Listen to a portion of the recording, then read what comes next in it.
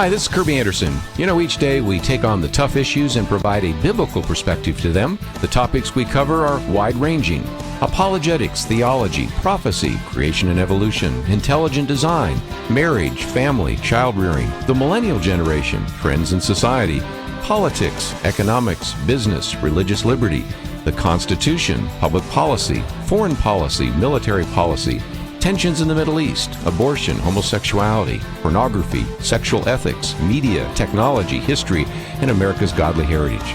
We talk about anything that affects your faith, your family, or your freedom. So don't go anywhere, because Point of View starts right now.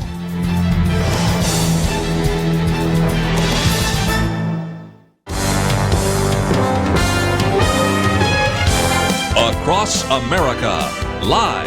This is Point of View.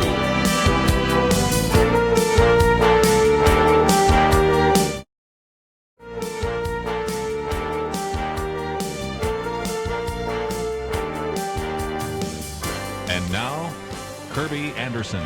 This hour we're going to spend some time talking about medical missionaries, and I think you're going to be fascinated because, as you well know, the ability of a lot of individuals that are missionaries to make their way into other countries becoming more and more difficult. But it is amazing. Doctors and nurses and other healthcare professionals are oftentimes welcomed with open arms into many of these countries. So I wanted to tell you about just a very dynamic ministry that I heard about. I want to spend an hour letting you know a little bit more. And of course, if you have some questions, you can feel free to call in 1-800-351-1212. But I suspect most of you just want to sit back and learn a little bit more, and then go to the website, and we have a link to this website on our website, pointofview.net. Let me first of all talk about in studio. I have the Chief Development Officer, which is Morgan Boardman. And again, he has had more than 30 years of ministry and business experience. He's an individual that graduated at Southwestern Baptist Theological Seminary, and also before that went to West Texas A&M. Had a chance to meet him recently. He told me about MedSend, and I am just thrilled that you're in the studio with us today. Thank you, Kerby. It is great to be with you and wonderful to meet you. And thank you for letting us share our story of how God's using healthcare to take the good news of the gospel to the world, and to do that in the name of Jesus. I'm very impressed with what you've already put together. And matter of fact, just a few hours ago, I ran into Hal Haubecker, and he was at one of the evening events you had here. Yes. And we had some nice things to say about you as well. But let me introduce the president of MedSend, and that is Rick Allen, and has had extensive ministry and business experience as well. Has a degree in finance and marketing from Temple University. He spent really 25 years as a corporate executive, and has been leading MedSend to really about 75 countries around the world, and they have about 200 different Christian healthcare professionals. And so, Rick, thank you for joining us by phone. Thank you, Kerby. It's good to be with you and your audience. Let's, if we can, help people understand the crisis we're facing. And I'm using one of your brochures, which, again, is available to any listener. 57 countries in the world are at some kind of crisis point. 1.5 billion people, and that's maybe a small number because it may be much higher than that, medically underserved. And then, of course, we have about 3.1 billion unreached people groups. Rick, if nothing else, that I think establishes why MedSend is such an important ministry here in the 21st century. Well, that's right, Kerby. And in addition to that, 50%, slightly over 50% of the world's countries will not issue a missionary visa. The only way in is through what we call creative access. And doors are wide open for healthcare professionals that have been trained in the West. The World Health Organization tells us that there are 7 million healthcare professionals short of their minimum goal throughout the world. So that leaves a wide open door for the foreseeable future for healthcare professionals to go into the world and bring the light and love of Jesus to a broken and hurting world. You know, we've talked so much, Rick, about the closed countries and the unreached people groups, and it is daunting because when you start looking at, for example, the 1040 window, where you would like to have more mission activity. You recognize a lot of those are Muslim countries. And then in addition to that, you have a communist country like China. You can also talk about North Korea and others. And it does seem to me that there are just an open doors for at least healthcare professionals in places where the doors have been closed for decades now for anything that even looks like a mission activity. Yeah, that's right. These doors are are sealed, and they're becoming more closed as technology allows countries to manage their borders more carefully. So we are seeing a significant number in the countries you mentioned, a significant number of missionaries having their visas revoked. And yet, to our knowledge, we have only seen one individual who has been asked to leave, and it was in a very close country, and it was by our own government that he was asked to leave. So the door is wide open right now, even in an era where it is really slamming shut in many parts of the world. Well, again, we are going to be talking today about this organization, and we have a link to medsend.org. You don't even have to remember all that because we have the link there as well. And there is a place in which you can get involved. Maybe also I want you to take some of this information. Maybe you know a healthcare professional that said, I didn't even know this existed, and send it on to them. I hope that you'll take some of the information we're going to be talking about, maybe put it on your Twitter account, your Facebook account, send it by email to others. And let me come to you, Morgan, for just a minute, because global healthcare transformation occurs, it says, when Christ-following medical professionals create relationships and provide compassionate care in Christ's name. You heal somebody, you fix them, you do treat them, and you really have a friend for life, don't you? You do. And it's, Kerby, the ministry of MedSend was amazing to me whenever I first was introduced to it. And I started looking at this ministry, and I said, well, everywhere Jesus went, he was meeting the physical needs of people. Right. He was giving sight to the blind. He was giving the lame the opportunity to walk, or he was feeding the 5,000. And then he told people about his Father's kingdom. So usually in that order. And that's exactly what medicine healthcare professionals are doing around the world in every, like you said, 75 countries where we have Christian medical missionaries serving. They are there to be the hands and feet of Jesus by providing physical care, compassionate care in the name of Christ, which gives them the open door then to share the love of Christ with someone who's never heard. You know, it's like the old phrase that we've used sometimes in missions that before you can feed hungry souls, you have to feed hungry hearts. And before you minister to someone's soul, sometimes you have to minister to their physical bodies.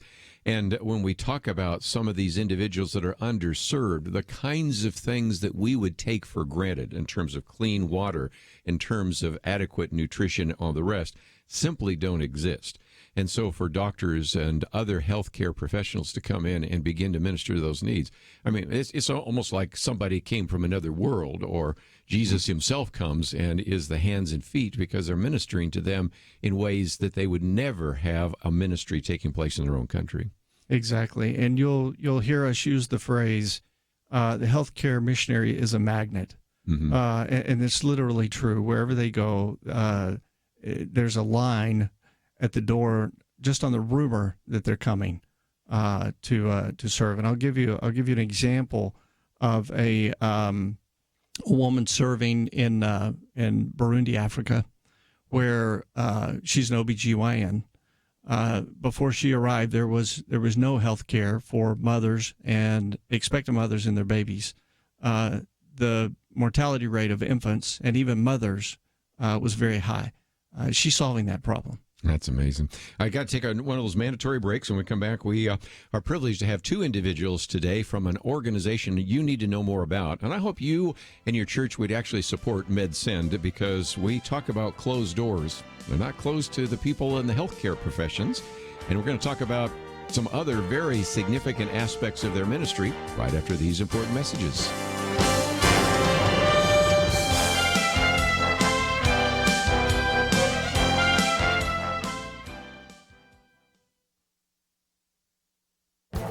This is Viewpoints with Kerby Anderson. With all the claims and counterclaims about global warming, it is often hard to figure out what to believe. One thing I do know is that two of the loudest claims about a climate catastrophe on the horizon are based on erroneous assumptions. When I was in graduate school working on computer models, I learned that the assumptions about the data often determine the effectiveness of the models to predict future environmental events. The British scientific journal Nature published a study more than a month ago that warned that ocean temperatures rose 60% higher than estimated by the UN IPCC. The study was given wide exposure in the media. However, another researcher identified some errors in methodology, which the original researchers have admitted was the case. Unfortunately, you won't see any follow-up media reports about them overestimating the amount of ocean warming. A few weeks ago, the federal government issued its latest National Climate Assessment Report. The study calculates the huge cost due to the fact that the world will be 15 degrees Fahrenheit warmer by 2100. This assessment is even higher than the worst-case scenario predicted by the UN IPCC, which has been known to occasionally make some outlandish predictions as well. The writers of the report assume a massive increase in coal consumption and completely ignore the dramatic increase in natural gas production. If you take a more realistic view of conventional fuel use, the doomsday scenario vanishes. And it's worth mentioning that the sole editor of the report is an alumnus of the Center for American Progress, funded by climate activist and philanthropist Tom Steyer. It is often hard to know what to believe, especially when two of the most publicized climate studies have major errors within them. I'm Kerby Anderson, and that's my point of view. Take Kerby and the Point of View team with you on the go with the Point of View app. Search for Point of View Radio at the Apple or Google Play stores.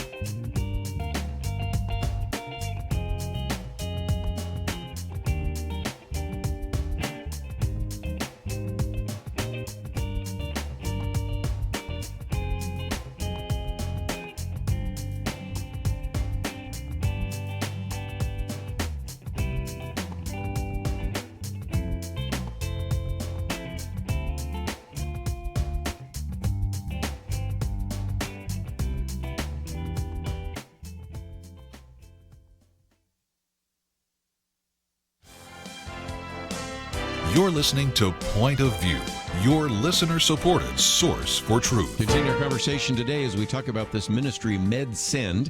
Let me mention that if you would like to join the conversation, 1-800-351-1212. Not only do we broadcast, of course, on our own network and satellite, but we also broadcast on Facebook. And so if you go to the Facebook Live page, you could leave a message or a question, and we can certainly add that to our conversation as well. And a couple of individuals we're talking with today. And first of all, let me come back to Rick Allen, who is, again, the president of MedSend. Morgan, just a minute ago, was sharing a story out of Africa. I suspect you probably have a few other examples of what happens when a doctor or other healthcare professional shows up in a village or a community.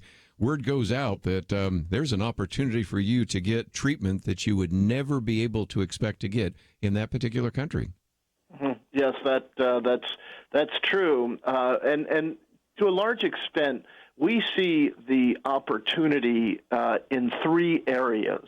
The first area is, as you're stating, Kerby, it is one-to-one medicine. It is treating those that are most underserved in the world. And the vast majority of the 700 individuals that we have supported over the last 25 years have participated in one-to-one medicine in some form.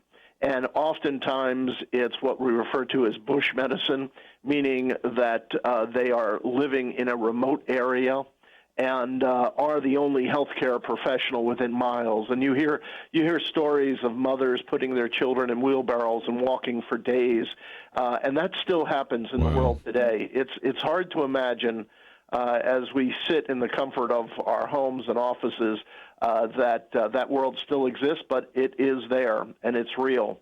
The second opportunity is what we call intentional replication.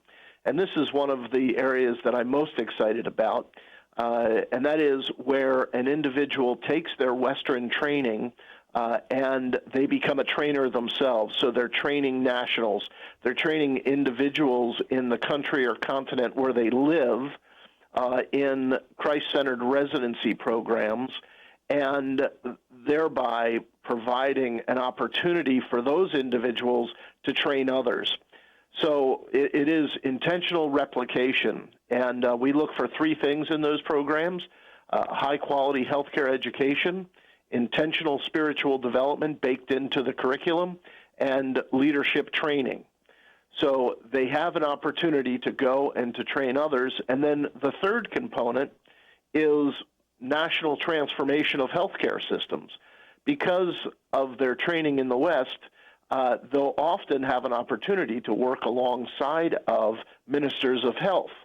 And I could share several stories with you where entire systems throughout a country have been changed because these individuals were working directly with the Minister of Health. So just a real quick story. We have a woman in a Muslim-majority nation. I'll just call it one of the stands.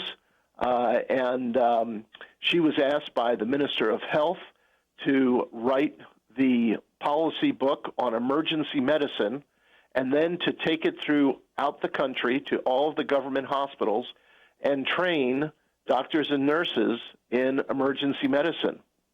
And what a wonderful opportunity. She was able to transform the national healthcare system in emergency medicine. And Kerby, you can just imagine how many times she was asked what we call the question. Of course. And the question is, why are you here? Yes. And that opens up the door for a discussion about the reason that they're there.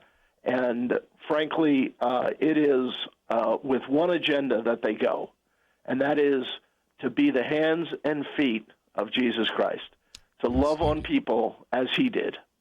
Well, let's, just before we get into some other issues, give you some marching orders, those of you listening right now. If you go to medsend.org and scroll down a little bit, there is a video, and you know that sometimes what I suggest that you do is to watch the video. It's a little less than 5 minutes. MedSend, providing opportunities for God's transformational hope to flourish. So first of all, I would encourage you to watch the video. Then we have a share button there, so I would encourage you to click that share button. Put it on your Facebook page, maybe put it if you have a Twitter feed or something like that. Most importantly, you probably know somebody that might be interested in this. It might be a medical student. It might be a doctor. It may be a nurse. It may be a PA. It might be whoever. And you might want to just click on that button and send it to them. And so that's kind of your assignment today so that we can maximize the number of people that are even being reached by this. But Morgan, let me come to you for just a minute. You're the guy that raises the funds. I know that.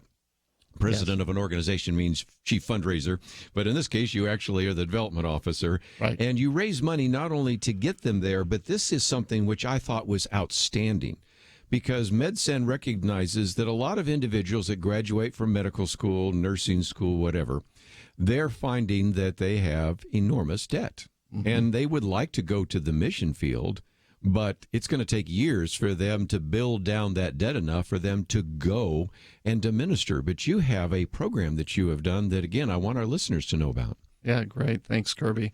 So educational debt obviously continues to go up and up and up and up. In fact, I've seen graphs and reports which a few years ago showed that educational debt was eclipsing mortgage debt.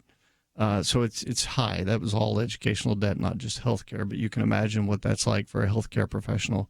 So that is really the problem that MedSend was created to solve. Isn't that something? 25 years ago, our founders were researching why there had been a decline in long-term career healthcare missionaries.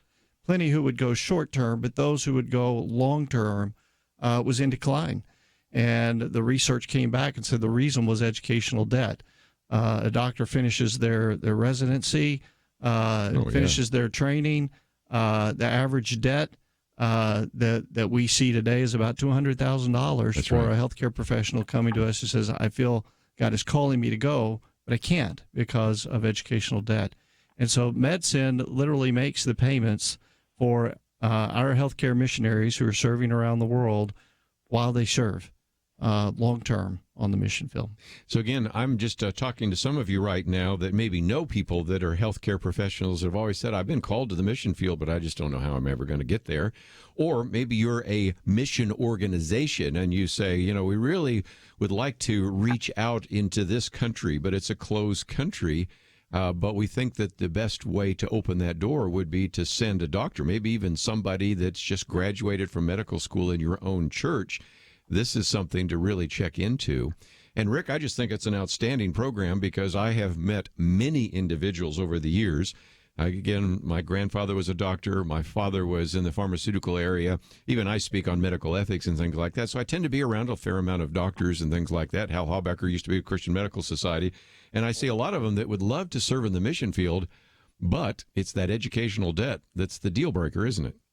Yes, that's right. It is significant and has been growing. I don't think our founders 25 years ago could have envisioned what we're seeing today. The average debt when MedSend was created and offered its first debt relief was in 1994.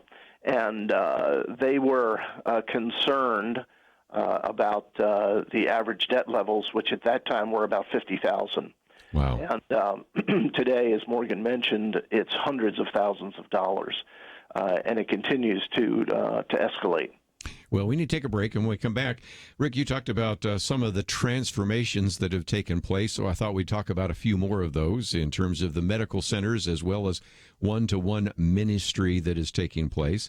And at the same time, MedSend is not only being involved in bringing hope to the world, mobilizing healthcare workers and things of that nature, but also giving hope to the people in the field by providing medical training and discipleship and a number of other things. So I want individuals to, first of all, go to the website, which is MedSend, MEDSEND.org.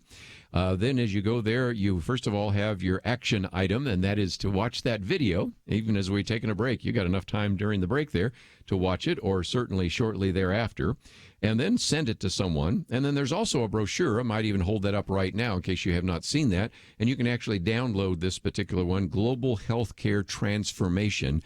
And that might be something you might want to download, or if it's a PDF file, actually send it to someone who needs to know about this. So we want to try to let as many people know about an organization that I suspect you're hearing about for the first time. Even though it's been around for a long time, we're doing our best to try to give it some exposure. So if you would like to join the conversation, maybe you have a question.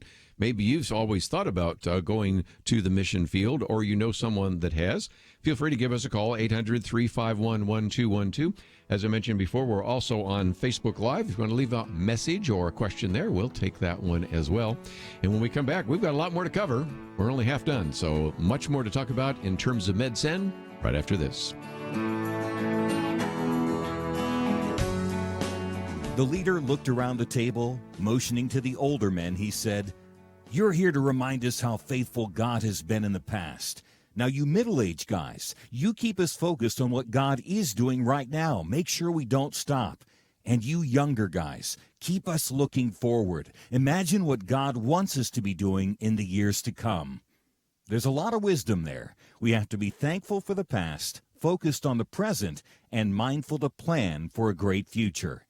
Many listeners have made bold moves to partner with Point of View Radio and accomplish great things for more than 45 years. But as we look around, we do see many positive things, and I think we can all admit there's a lot more to be done. It's time to think about your next bold move, what you can do to invest for our nation's future. Be thinking about that. If you have an answer now, don't wait. Visit pointofview.net and invest to help us enter 2019 strong. If you're not quite ready, please pray and get ready to make your next bold move. Pointofview.net and 800-347-5151. Point of View will continue after this.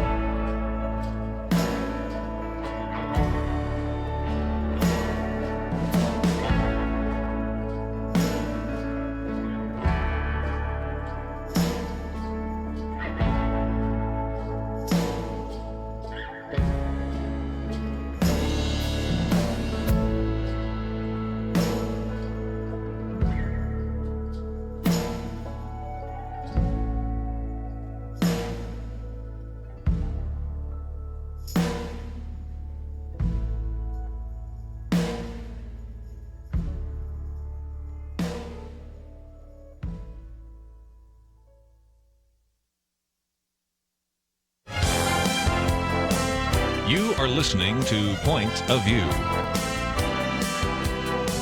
The opinions expressed on Point of View do not necessarily reflect the views of the management or staff of this station. And now, here again is Kerby Anderson. Talking about this wonderful and dynamic ministry of medical missions, and it's called MedSend. And if you go to medsend.org, you're going to find a number of things.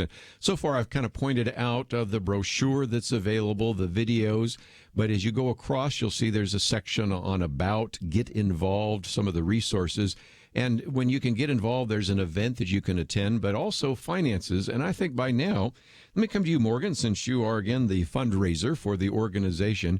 People might say, this is a worthwhile organization. I might want to support it. And certainly we want people that are in the healthcare professions to go, but we also have to send them, and that is the financial situation. So what does it take to put one of these medical missionaries in the field?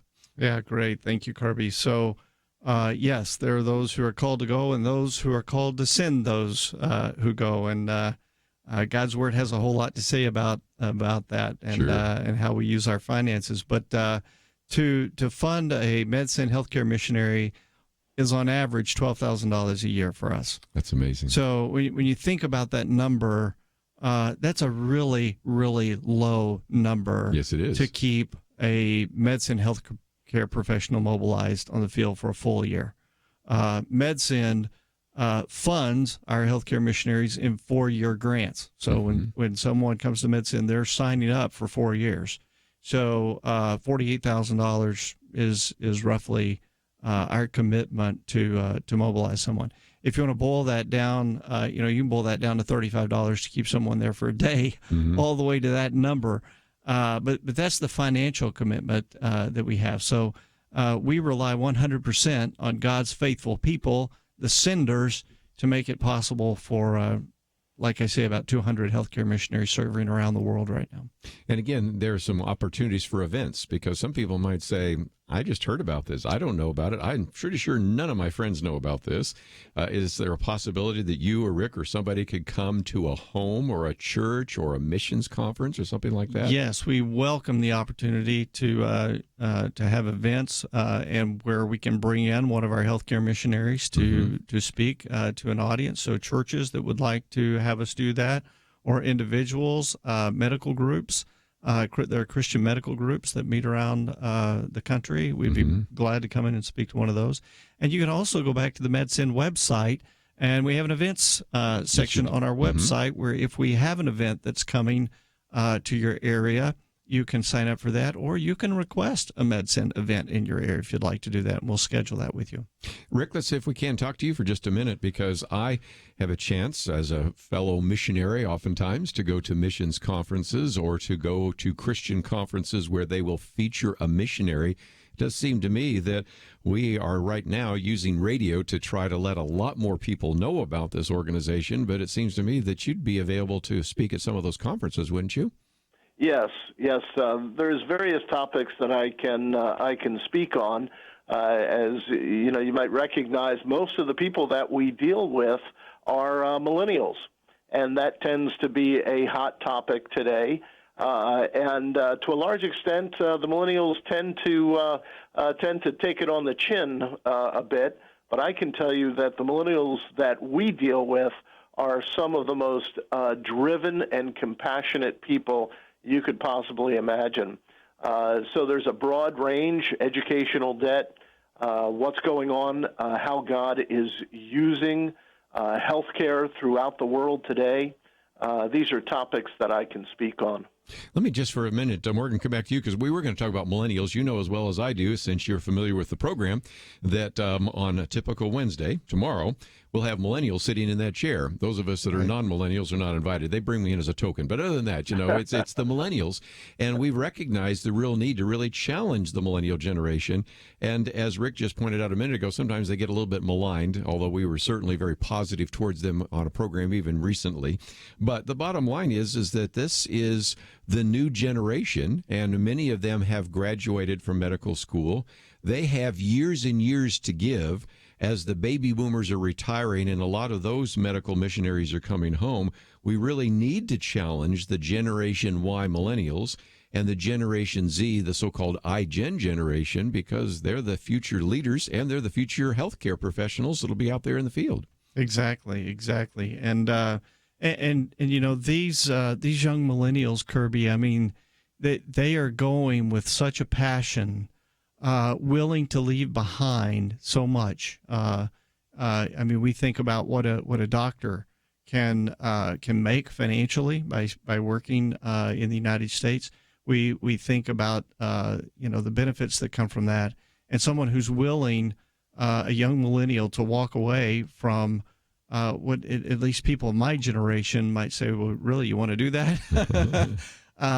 And yet they do that so willingly to be the hands and feet of Christ and to share God's love. They have a tremendous passion for doing that. So I'll share another story. So I had a dinner a couple weekends ago here in Texas.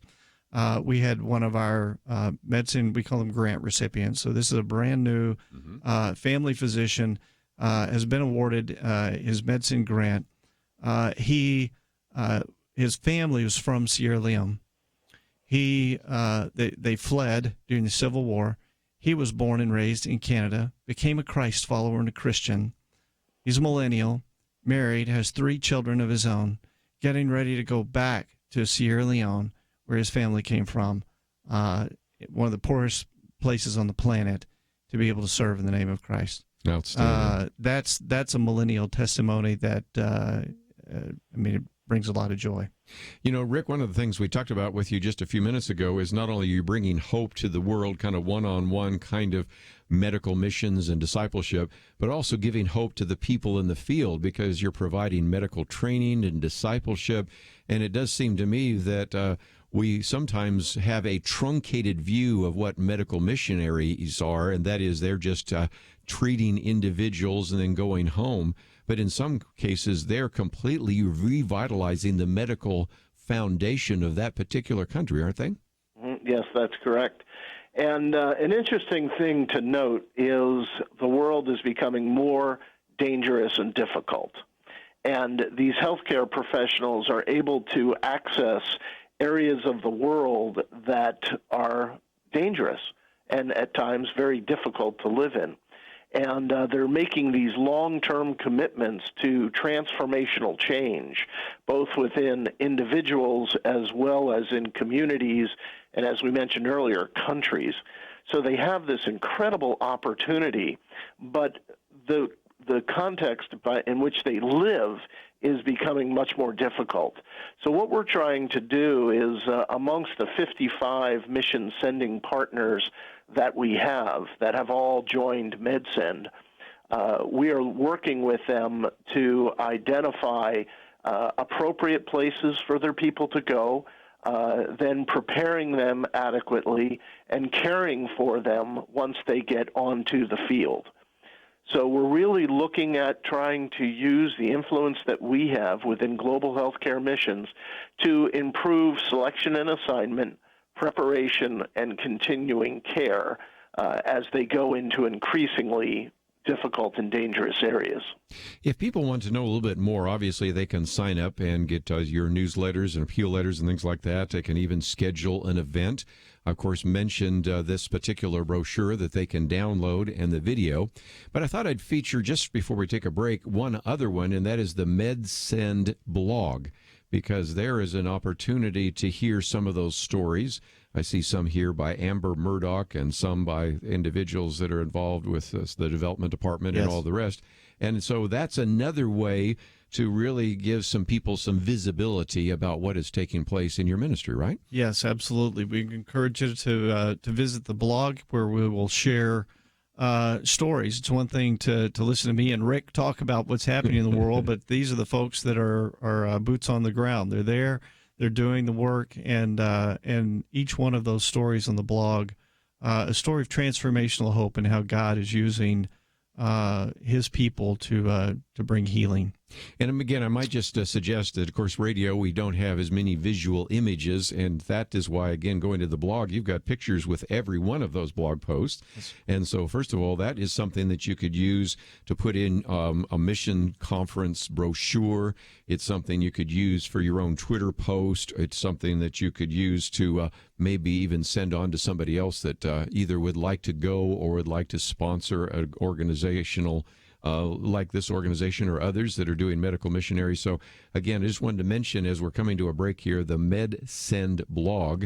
And again, you can simply go to medsend.org/news/blog. But again, there's all sorts of links there, and we've made it really easy for you to find. So let's take a break. When we come back, we'll just do a couple final comments about this very important organization. And I suspect for many of you who have heard about it for the first time, I hope that you'll take the time to find out more and to support it. We'll come back and talk with Rick and Morgan right after this.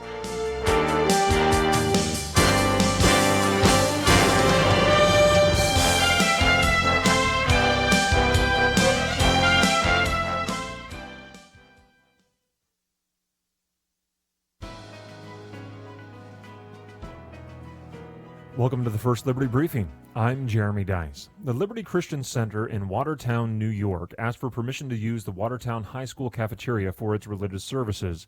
As their application stated, the worship services to be conducted in the public school cafeteria would include activities of music, religious instruction, and Christian testimony. But the local school board denied the application, stating that since New York law did not specifically authorize religious organizations to utilize public school buildings, the application had to be denied. The court reviewed previous uses of the public school cafeteria. It found that among other uses, the school had been used to host a local talent night, which featured religious music, religious instruction, and even Christian testimony. Since both the worship service and the local talent show shared a religious purpose and context, it was unlawful for the school to permit the talent show but deny the use of the facility for a worship service. Some decry the use of a public school by a religious organization as a violation of the Establishment Clause of the First Amendment. That is simply not true. The First Amendment demands that the school board be neutral toward religion. Letting a secular organization use school property but denying a religious organization the same use is not neutrality, it's hostility.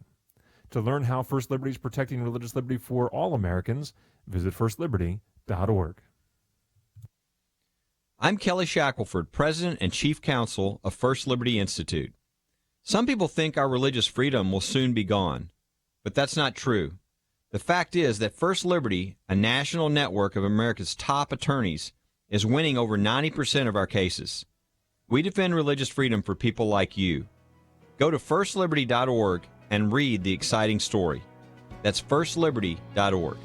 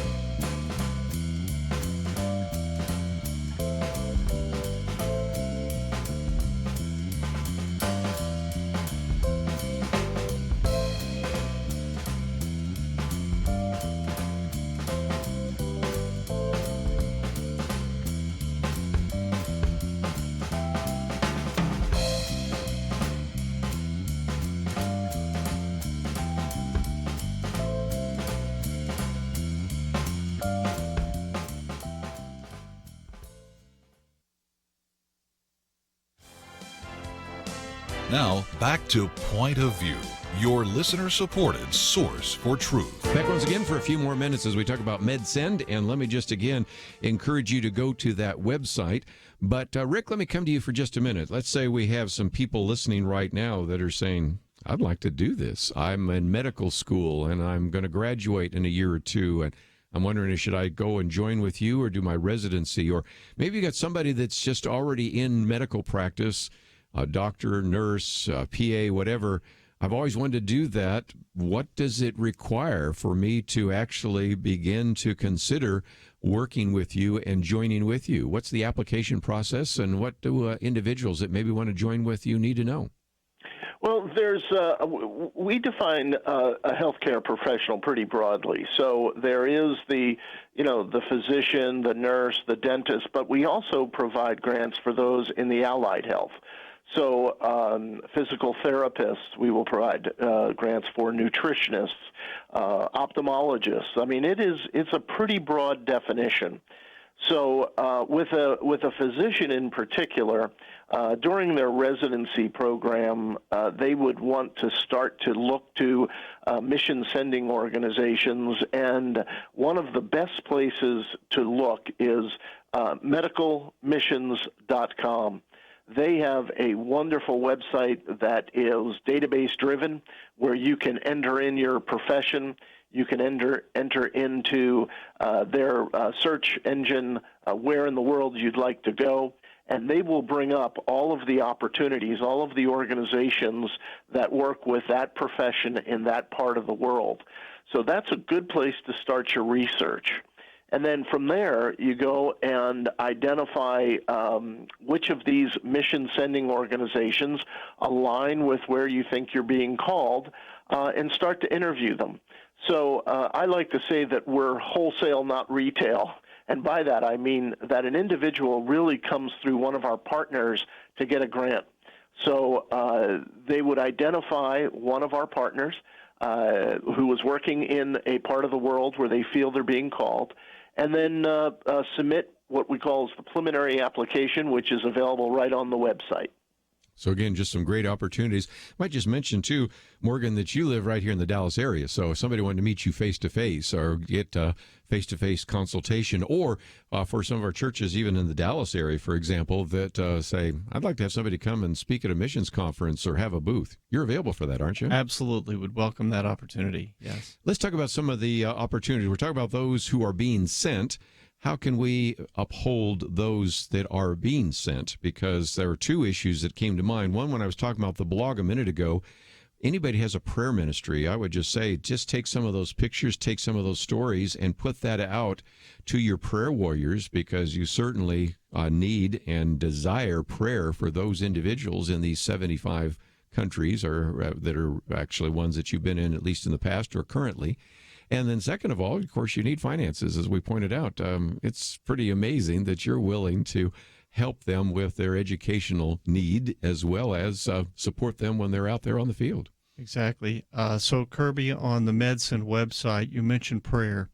And we believe strongly in the power of prayer. And you can sign up to be a member of the MedSend prayer team right there on the website. So if you'll just follow the links, you'll find the prayer team on there. You can sign up. If you sign up for that, you'll receive updates from MedSend via email of prayer needs of our healthcare missionaries around the world, and you'll have the opportunity to pray.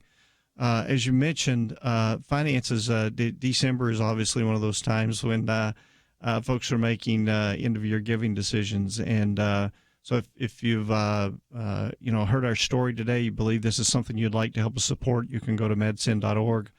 We actually created a special page just for this show, Kerby /radio, medsend.org /radio. And there you can learn more, or you can make a gift online if you'd like to do that.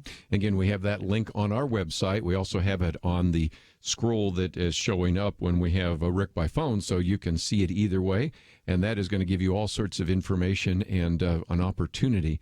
But just before we go, since you mentioned prayer, and since you have a section where it says Connect, Pray with Us, can you share with us just briefly a prayer request or two that we might be praying for in terms of what is on the future for MedSend? Sure, yes. So we mentioned earlier that we do have one of our doctors who was asked to leave a country, is on a very select list to come back in because of the impact that he's making there. He's asked to leave by the United States. So he and his wife and his children, because they have several children, are navigating that right now. And Kerby, their prayers are that door would open wide for them, where they'd be able to return to the mission field. Very good.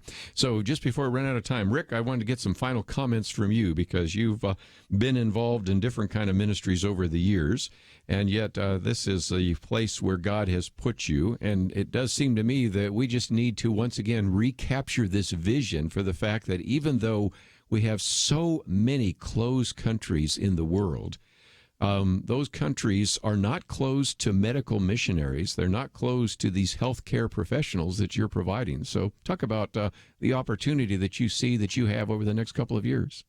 Well, I do believe that it is a unique opportunity as we look at various ways to access some of these more difficult and, quite frankly, last places to bring the light and love of Christ.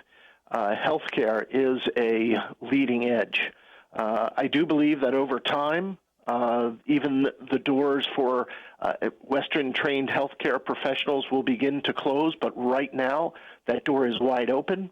If we do our job correctly and we raise up through training the next generation of healthcare professionals who see themselves as ministers of Christ, bringing light and love through compassionate care, should we be pushed out, we will leave behind a remnant that will continue to use healthcare as a way to bless people in Christ's name. Again, I just see medicine as one of the only professions where missionaries really still have an open door. And as we pointed out, it's going to close someday, but right now it's the place to reach the unreachable. And when we talk about so many, 3 billion at least, unreached people groups, many of them in the 1040 window, so many of them closed because they're Muslim countries, communist countries, totalitarian countries, just to have this opportunity to send those individuals, I still think is pretty strategic. So, Morgan, appreciate the fact that I had a chance to meet you, find out about MedSend.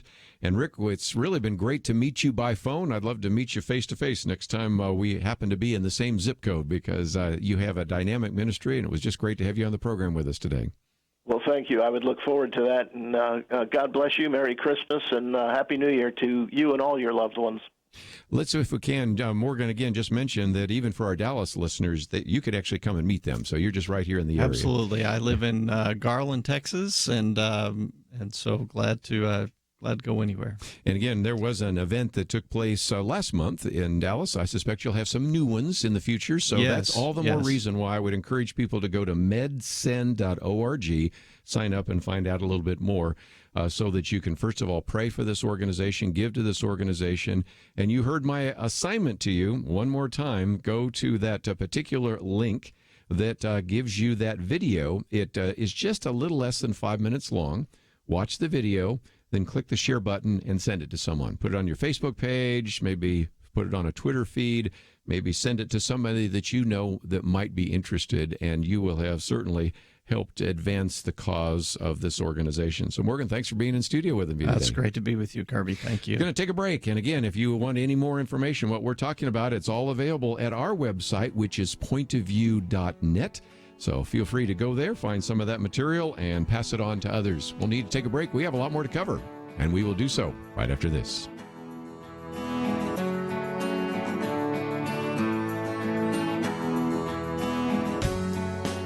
The leader looked around the table, motioning to the older men. He said, "You're here to remind us how faithful God has been in the past. Now, you middle-aged guys, you keep us focused on what God is doing right now. Make sure we don't stop. And you younger guys, keep us looking forward. Imagine what God wants us to be doing in the years to come." There's a lot of wisdom there. We have to be thankful for the past, focused on the present, and mindful to plan for a great future. Many listeners have made bold moves to partner with Point of View Radio and accomplish great things for more than 45 years. But as we look around, we do see many positive things, and I think we can all admit there's a lot more to be done. It's time to think about your next bold move, what you can do to invest for our nation's future. Be thinking about that. If you have an answer now, don't wait. Visit pointofview.net and invest to help us enter 2019 strong. If you're not quite ready, please pray and get ready to make your next bold move.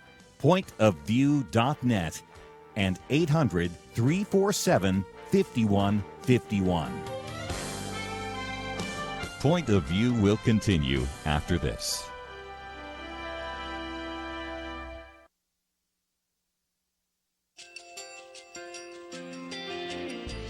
I just want to thank you so much for all the wonderful programming you have. You're just absolutely fantastic. I recently started listening to Point of View, and I really found it interesting because of the different subjects you cover. Thank you for that. I really appreciate everything that you do in keeping us informed. Thank you, Kerby, for everything that you have been doing. I appreciate all the work that you're doing, advocating for the Word of God. Thank you so much. Point of View, I think, is absolutely necessary because it's a Christian perspective, a biblical worldview perspective, and receive very current, up-to-date information. about what is really going on, week to week in our culture, which is changing so rapidly, and yet it's morally sliding backwards. Yeah, I'm just, first of all, I thank you guys. Y'all's program is wonderful, and enjoy it every day. I learn so much every time I listen to it. Point of View Radio Talk Show.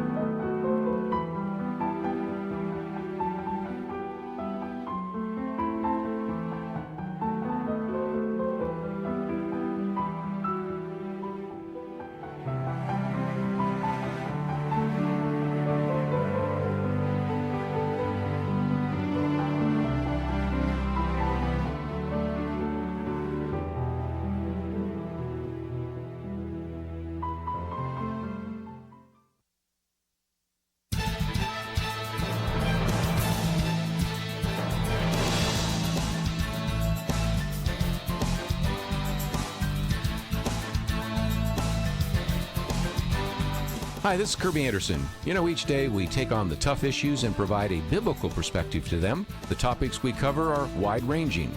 Apologetics, theology, prophecy, creation and evolution, intelligent design, marriage, family, child-rearing, the millennial generation, friends and society, politics, economics, business, religious liberty, the Constitution, public policy, foreign policy, military policy, tensions in the Middle East, abortion, homosexuality, pornography, sexual ethics, media, technology, history, and America's godly heritage. We talk about anything that affects your faith, your family, or your freedom. So don't go anywhere, because Point of View starts right now.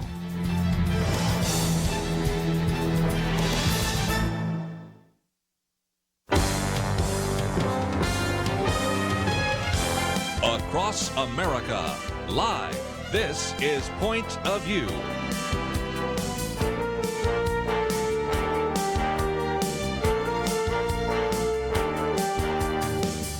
And now, Kerby Anderson. This hour we're going to spend some time, if we can, looking at a couple of issues. Number one, will the president, that is President Donald Trump, be impeached? More and more people are saying that might happen. And there are even individuals that are leaders in the Democratic Party that are saying this is a really bad idea. Mark Penn, we'll get to in just a little bit, has actually said that even though he may not like Donald Trump, that's putting it mildly. Mark Penn, if you're not familiar, was the managing director of a group that actually ended up being the chief strategist for Bill Clinton's 1996 presidential campaign. He was part of Hillary Clinton's 2000 Senate campaign and Hillary Clinton's 2008 presidential campaign. So you kind of know which side he's on. But he's saying this is just nuts, and the House Democrats shouldn't impeach Donald Trump. It will anger voters, and the Senate won't remove him, which I think is obvious. But we'll see where that goes. So we'll talk about this for just a few minutes. But then I want to talk about something that happens tonight at midnight, and that is in the state of New Jersey. If you are caught with a magazine, a gun magazine that has more than 10 rounds, you not only are in violation of the law, you could be charged with a low-level felony. And this is very different. Some of you might say, well, you know, the high-capacity magazines have been banned in my state in the past, which is true in California, Colorado, Connecticut, Hawaii, Maryland, Massachusetts, New York, Vermont. Sometimes that has been the case. But this is different. Those, at least if you had them and purchased them legally, are sort of grandfathered in. If you do not modify these magazines so that they can only hold 10 rounds, or you are caught with one that has more, and let's face it, most handguns have anywhere from 12 to 15. Your typical AR or AK probably has 30 rounds in it and those kinds of things. This is a big issue, and I've sent this to a few people.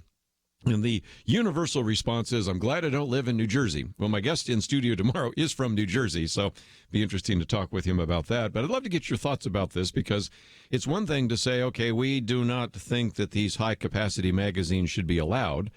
But if you already own one, we're not going to force you to throw them away or turn them in. But in this case, nope, felony of the fourth degree. And you could end in jail up to 18 months, up to $10,000 fine. Probably wouldn't happen on the first offense, but you can see that New Jersey is really serious about this. So we're going to get into that in just a minute. But one of the articles I've posted here is the question, will President Donald Trump, be impeached? And the article that comes out of Red State says the big news this week was the sentencing memo that the U.S. Attorney's Office for the Southern District of New York submitted in regards to Michael Cohen's guilty plea. Now, I went over some of this yesterday, but this is kind of interesting because even after what I said yesterday, you are starting to see some individuals who tend to be either somewhat supportive of the president or even sort of indifferent, all pretty much saying, I think this is going to actually lead to an attempt in the House of Representatives to impeach the president. And so what you have here is some people are saying it sort of lays out a roadmap for at least indicting Donald Trump. And so they're arguing that the prosecutors are saying that the payments which were made by Michael Cohen, that was his lawyer, to these two women, were in coordination with and direction of Trump, so that these would then be campaign finance violations. Now, there are just a lot of people that are saying, no, that isn't the case, because if you were to have paid these individuals just for your good name or for the benefit of your company, then it wasn't done just for the benefit of the campaign. It was done for other reasons as well. Well, we can get into the technicalities of all this, but nevertheless, the question is, even if, and I always like to always play that game, even if it is a campaign finance violation, what really happens? And this article goes on in the second page, the bottom of the second page, saying that how many people have ever been indicted for knowingly violating campaign finance laws? Pretty much limited to a very few, and one of those few has been on the program with us, Dinesh D'Souza. But here's what Andy McCarthy has to say. Again, an individual with good legal background, as I've been on the program with us before, oftentimes known as the person who was the prosecutor of those who tried to bring down the Twin Towers the first time. But nevertheless, Andy McCarthy says campaign finance infractions are often settled by a payment of an administrative fine, but not turned into felony prosecutions. To be sure, he said, federal prosecutors in New York have charged them as felonies before, most notably in 2014 against Dinesh D'Souza, whom Trump later pardoned. But in marked contrast, though, when it was discovered that Barack Obama's 2008 presidential campaign was guilty of violations involving nearly $2 million, an amount that dwarfs the $280,000 in Michael Cohen's case, the Obama Justice Department decided not to prosecute. Instead, the matter was quickly disposed of with a $375,000 fine to the by the Federal Elections Commission. Nevertheless, the sentencing memo in Michael Cohen's case reads like at least a ode to campaign finance laws. Unlike other types of pleadings, which can be dry and legalistic, sentencing memoranda are meant to persuade the sentencing judge, and they often read like dramatic jury arguments. This one is no exception, urging that campaign finance laws are vital to election integrity, painstakingly designed by the Congress to remove and promote transparency and prevent wealthy individuals from fueling the public cynicism that the political process belongs to the rich and the powerful. In the four corners of this case, these words apply to Cohen, but President Trump cannot feel too comfortable about reading them. And so it is interesting because what this article that we've posted on our website, you can find it there, Will Trump Be Impeached?, says that while Trump clearly will not be indicted before his term ends, and if he's reelected, the statute of limitations will have expired. That really isn't the point. These so-called alleged felonies will serve as the basis for impeachment, and all of it will take is a simple majority in the House to send the case to the Senate for trial. So again, this one goes on to give you some quotes from Adam Schiff, from some of the back and forth that took place between Jake Tapper and Gerald Nadler, who also looks like he may want to pursue this. And so it's just a piece that helps you understand that there is a good possibility that President Trump will be impeached. Now, by impeached means that he gets articles of impeachment against him in the House, but that doesn't mean you're removed from office. I think we learned that lesson with Bill Clinton.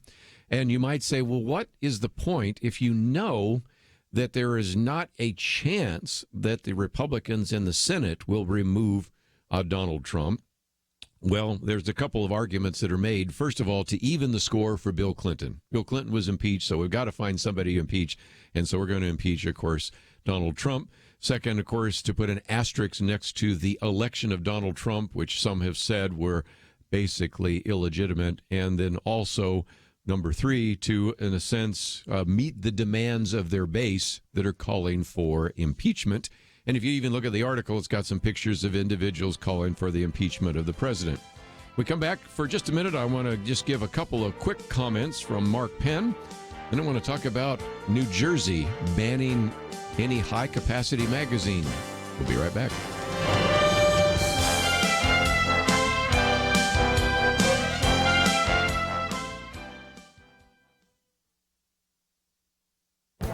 This is Viewpoints with Kerby Anderson. With all the claims and counterclaims about global warming, it is often hard to figure out what to believe. One thing I do know is that two of the loudest claims about a climate catastrophe on the horizon are based on erroneous assumptions. When I was in graduate school working on computer models, I learned that the assumptions about the data often determine the effectiveness of the models to predict future environmental events. The British scientific journal Nature published a study more than a month ago that warned that ocean temperatures rose 60% higher than estimated by the UN IPCC. The study was given wide exposure in the media. However, another researcher identified some errors in methodology, which the original researchers have admitted was the case. Unfortunately, you won't see any follow-up media reports about them overestimating the amount of ocean warming. A few weeks ago, the federal government issued its latest National Climate Assessment Report. The study calculates the huge cost due to the fact that the world will be 15 degrees Fahrenheit warmer by 2100. This assessment is even higher than the worst-case scenario predicted by the UN IPCC, which has been known to occasionally make some outlandish predictions as well. The writers of the report assume a massive increase in coal consumption and completely ignore the dramatic increase in natural gas production.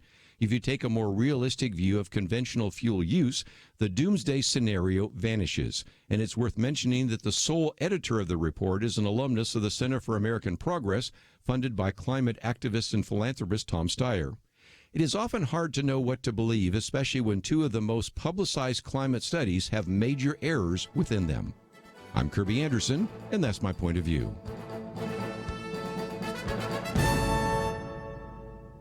Take Kerby and the Point of View team with you on the go with the Point of View app. Search for Point of View Radio at the Apple or Google Play stores.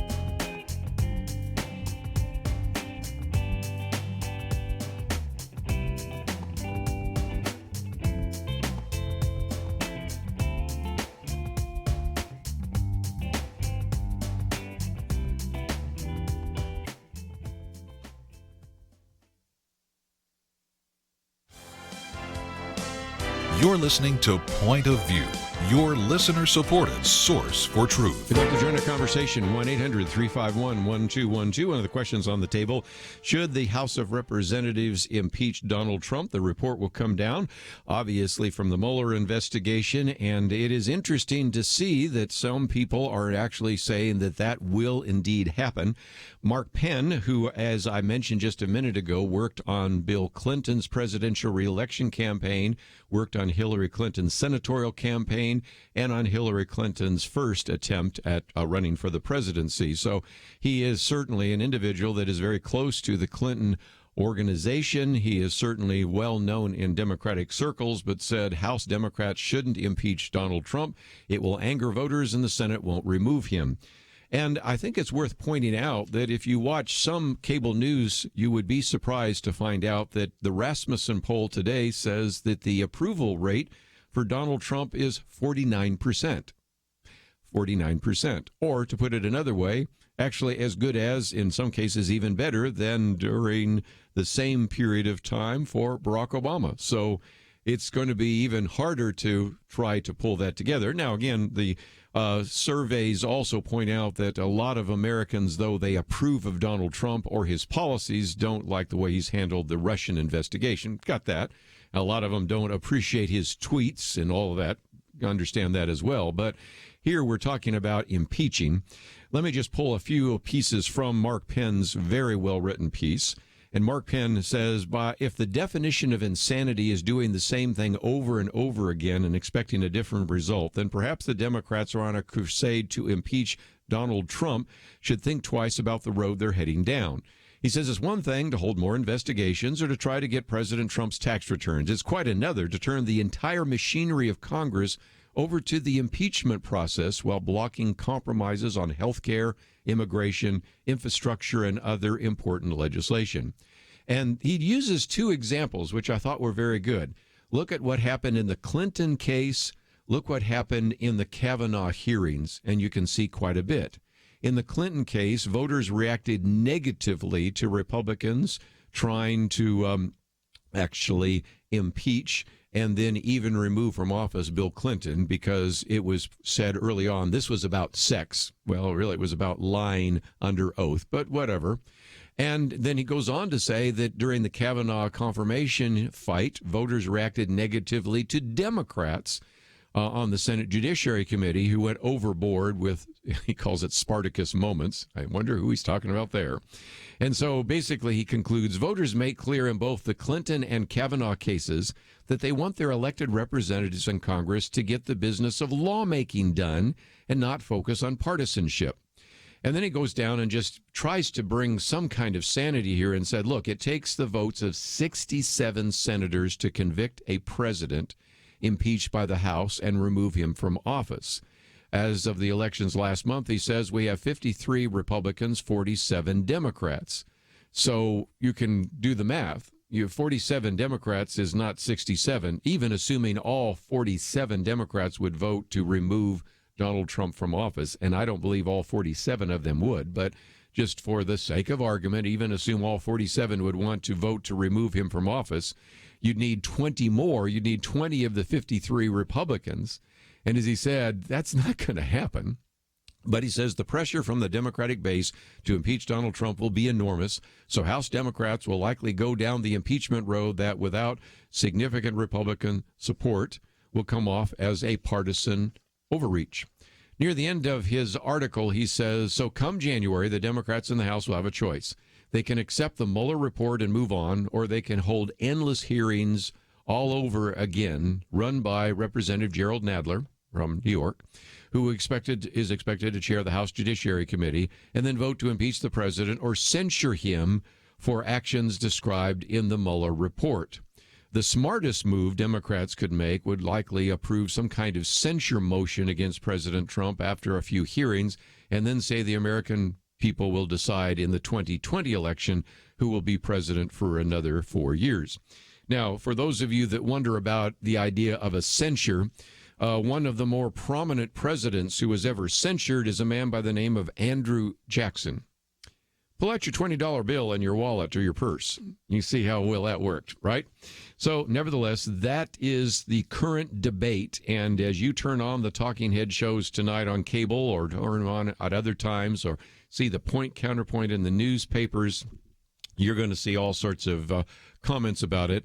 And I really hope that we don't impeach the president, if for no other reason than it just almost demands that we spend time talking about something which we know is never going to go anywhere and is going to take a lot of focus away from some of the activities that need to take place in Congress, not the least of which right now, meetings between the president and Nancy Pelosi and Chuck Schumer about are we going to fund the wall or not. I think the president's concluded that he's got enough money in the Defense Department budget that is not earmarked, that he can build it one way or the other, so he's going to force the issue, but we'll see where that takes us in the future. But I did, for just a few minutes, want to hear from some of you that are concerned about the Second Amendment. Either you believe that the Second Amendment is a good idea, and you believe that this is something that we should uphold in our courts and our legislatures, or even some of you concerned about these shootings, because a few hours from now, midnight tonight, anyone owning a magazine capable of holding more than 10 rounds in a magazine will be deemed a violation of the law. The legislation, which was 2761, was signed into law by the Democratic governor there in June, and it alters the state's definition of a large-capacity ammunition magazine from 15 rounds, which is pretty typical for a lot of handguns, to 10 rounds. And so owners of these magazines are required to forfeit possession of them or modify them to accept no more than 10 rounds by today, December 11th. Now, unlike, as David Horowitz points out, or Daniel Horowitz points out in this article, previous magazine bans have always had sort of a grandfather situation. And I know that some of our listeners live in places like California or Connecticut or Vermont or New York or other places where if you own them, well, that's fine. If they were legally purchased, no harm, no foul. But this one is retroactive. And so that means that if you are caught with one of these magazines that holds more than 10 rounds, and that's not much. I thought about bringing some in here as samples in case anybody's never seen one, but especially on this new Sig Sauer, which is almost like a pocket gun. There's one that's the magazine's that big, and it actually holds 10 rounds. It's kind of a 1.5 stack. And so you're talking about not very much at all. And if indeed there is a desire to prosecute you on that, it's a felony on the 4th degree. Would there be some latitude? Probably, but still, jail time could be up to 18 months, up to $10,000 fine. And all of this has happened because the Third Circuit Court of Appeals, in a 2-to-1 ruling, ruled that this was just fine. The judge who actually wrote the majority opinion, Patty Schwartz, appointed by former President Barack Obama, wrote that the law reasonably fits the state's interest in public safety and does not unconstitutionally burden the Second Amendment's right to self-defense in the home. She further said that this did not violate the Fifth Amendment, which is the so-called takings clause as well, because it gives the owners the option to modify their magazines. I don't even know how you do that for like an AR or something like that, which is a 30 round magazine. But nevertheless, one of the judges who voted the other way, not surprising, just appointed by President Donald Trump, said that this particular piece of legislation should have received what's called strict scrutiny because it concerns a fundamental right enumerated in the First Amendment. And he said the Second Amendment, the Second Amendment's core is the right to keep weapons for defending oneself and one's family and one's home, he wrote. The majority agrees that this is the core, so whatever law impairs that core right should apply strict scrutiny. Well, the case may be appealed to the Supreme Court, and we'll see where that goes. But as we take a break, I'd love to hear from some of you. Or do you think that it makes sense to not only ban the future purchase of a magazine with 10 rounds, but also ban the possession even right now of a magazine with 10 rounds? And I'd love to hear from some of you that wonder whether or not this really makes any sense and if it's going to make us any safer. By now, we have 9 states. We had 8 other states. Now New Jersey joins those states that all have a ban on what are called high-capacity magazines. And so I'd love to get your comments if you'd like to join us as we talk about one of these Second Amendment issues. 1-800-351-1212 might point you to my booklet on the Second Amendment. And a little bit later, if we have time, I want to get into some other things that are coming down in terms of privacy and surveillance, which is also another one of those booklets that we have. But we'll see where we go in terms of some of your comments. So if you'd like to join us, 1-800-351-1212. New Jersey ready to ban high-capacity magazines. We'll be right back. There is no more dangerous time than when things are going well. Remember Elijah on Mount Carmel? Fire came down. There was no doubt who was God, but what happened next? He went from amazing faith to a time of great fear and depression. Many Christians have been very thankful a certain Democratic candidate for president was not the one to nominate 2 replacements for the Supreme Court. But as with Elijah, times of great victory are also times of great danger. Moments like this are not the time to take it easy. This is not the time to let our guard down. This is a time to double down on our work in the community, to serve and pray and plan and invest in a better future. This is the time to join Point of View's Truth Team 360 to make sure today's promising gains are not lost tomorrow. Show your commitment to our future by visiting pointofview.net/team or call 800-347-5151. Ask to join the Truth Team. Pointofview.net/team and 800-347-5151. Point of View will continue after this.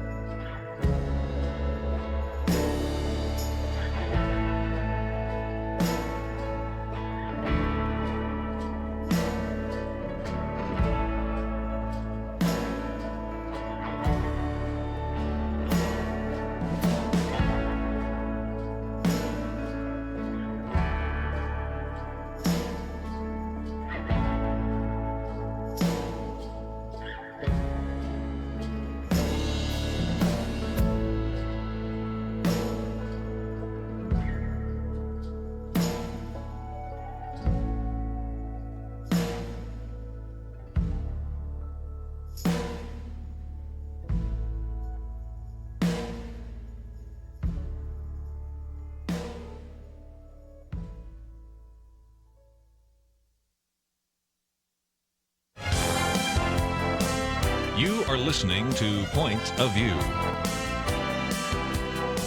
The opinions expressed on Point of View do not necessarily reflect the views of the management or staff of this station. And now, here again is Kerby Anderson. I'd like to open the phones and give you a chance to join the conversation. So if you'd like to join us, 1-800-351-1212. Been talking about the possible impeachment of President Donald Trump, and also the fact that by midnight tonight in New Jersey, you are no longer allowed to actually own a high-capacity magazine. Good article just came out in American Thinker saying New Jersey has no plans on how to enforce its high-capacity firearm magazine confiscation law. And the argument is probably at first what it will do is only enforce it when an owner of a magazine is arrested on other charges like armed robbery or something like that. But we'll see where that goes. And, of course, it's possible that it will go to the Supreme Court. There may be an injunction, a number of other things. So I wanted to put that one on the table as well. It's a good Second Amendment issue. Of course, also we talking about the impeachment of the president and whether or not that itself would be a very important issue to address. So we're going to take a number of phone calls, and if you'd like to join us, 1-800-351-1212. We'll head out to New Mexico first. Craig, what's your point of view on this issue today? Well, my point of view is that it definitely will not make anybody any safer having a smaller capacity. Any shooter with assault can change out a magazine in a split second.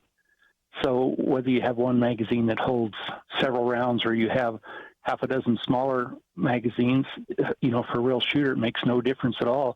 Even if you have a revolver, there's what's called a speed loader, so you can quickly load even a revolver. It's the six-shot gun, so it's just semantics. It won't make any difference for anyone's safety whatsoever. But the other side of that coin is, and I read this, that someone had responded, in the average home invasion, there are 3 people involved that are attacking you. So why would you want to limit the amount of how many bullets do you want to limit to protect your family in that type of a situation? Again, if somebody is coming in your door, whether it's a robber or a potential rapist or a terrorist, what are they going to have? They're probably not going to have a revolver. They're probably not going to have a handgun with a small capacity magazine. And they're going to have a larger capacity magazine. They're probably going, if they have a rifle or shotgun, they're going to have much more firepower than you have. And I think I've always wondered, what is the magic about 10? Yes, I've seen some Glocks that have a 10-round capacity, but most handguns have 15. And so this idea of moving your definition of a high-capacity magazine from 15 to 10 just says almost every gun that you own, with only a few exceptions, maybe something you have for concealed carry, is going to have more than 10. And so it puts an enormous burden upon the individuals. And unlike some of the other states, like, say, California or Massachusetts or other places where at least you were grandfathered in, here, unless you can modify the magazine that you have right now to have 10, you're in violation of the law. And none of it makes any sense to me at all. First of all, I don't buy the argument that it's going to make you safer. I agree with that. But even just in terms of, it's almost like you're going out of your way to try to make people's lives more difficult. So I don't understand it at all. So, Greg, I appreciate your phone call. Go ahead. There again, it won't limit the people that are troublemakers anyway. It's just going to put a burden on the people that are honest. Certainly. I appreciate your phone call. Let's take some more phone calls. I want to give as many of you a chance to join in on the question of the impeachment of the president, to Second Amendment issues. So let's take an impeachment call here for just a minute. We'll go to Missouri. Randy, what's your thoughts about the impeachment or the impending impeachment of the president? Hey, thanks for taking my call. Yes, I think it's pretty likely that the president will face an impeachment, but not for the reasons that have been discussed in the media. I think if we go back to the last impeachment process with... Did we lose you? Guess we lost him. Randy, call back. We'll see if we can get you again. Are you there now? Are you there? I'm here. Okay. We just lost you. We had a little glitch on the phones. Go ahead. Okay. Well, there was these photographs that were released by the FBI of Henry Hyde on the impeachment committee of Bill Clinton, that exposed an embarrassing affair he had, but that was like 26 years prior. It didn't ruin his career, but it kept everybody in line in the impeachment process to stay on the Monica Lewinsky issue and not deal with the things like the 1,400 FBI files that Bill Clinton illegally had, or giving technology to the Chinese on rocket technology or satellite technology. Anyway, there was numerous things. Some of the things we covered back in the 1990s. Yeah, go ahead. Exactly, but I'm just exposing the fraud and the whole sham of the issue of that impeachment process. But the this issue that's facing our president, I think, may sink him, or at least hamstring strap him. There's a report that Jared Kushner was using his cell phone to communicate with people on his own personal cell phone, sending information just like Hillary Clinton that was classified. And if that report is true, I think that will do the president in. Yeah, So, it could be. Yeah, again, there's just so many what ifs in this right now, and that's why, even though I've tried to sort of stay away from a lot of the Mueller investigation because we don't know what we don't know, we hear these stories. Maybe they're true, maybe they're not. I believe that sunlight is the best disinfectant, and when we get it all exposed, we go, oh, okay, if I'd known that a couple months ago, I would have said that. So I'm trying not to climb too far out on a limb until we know some more. So, Randy, you got a very good point. There may be some other things that we will find out. And, of course, I've always, back to mention Hillary Clinton, there is some evidence that the investigation of Hillary Clinton's email server may be still in the offing as well. So, interesting times in which we live. Let's take another phone call. I want to give as many of you a chance to weigh in with your comments on the impeachment, on the issue of Second Amendment or others. So we'll go to Tom in South Carolina, WHBJ. I think you want to talk about the New Jersey law. What's your thoughts? No, yes, sir. Just regarding the magazine law, does that only pertain to, say, semi-automatic weapons with detachable magazines? Apparently. Okay, well, and not going to give owners a chance to modify their magazines to meet the capacity restriction. Did I hear right? That's right, because that's, I think, how they got away from not necessarily violating what's called the Fifth Amendment, the so-called takings clause. In other words, I can't take something from you without due process, and they didn't want to have to go through that. But the idea is I want to be able to take your magazines away from you if you don't modify them. And go ahead. What is that going to do for people who own guns with permanently affixed tubular magazines that are high capacity, like any 22 rifles, 12 to 15 round? You got Winchester 92, 73s. That's right. I think my 92, 38, 40, I believe it'll hold 14 plus 1. And the bottom line is I was thinking about that, too, because, those of us that do three-gun, I've got shotguns right now that don't have a separate detachable magazine, but I can hold quite a number in a shotgun and all sorts of other things that do not have detachable magazines, as you just pointed out, and other kinds of rifles. To be perfectly honest, after I was starting to read this story about how the legislators hadn't even thought about how to enforce the law, I think you may be possibly raising a question that they didn't even know existed. Maybe it was in the testimony, but I don't know. But I get the sense that one of the examples was, you ever seen a dog chase a car and then the car stops and the dog doesn't know what to do with the car? That's kind of the image they were trying to give us of some of the legislators in New Jersey. Now, again, I don't want to paint with a broad brush. I'm sure there's very well-educated legislators. Maybe they had very expert testimony.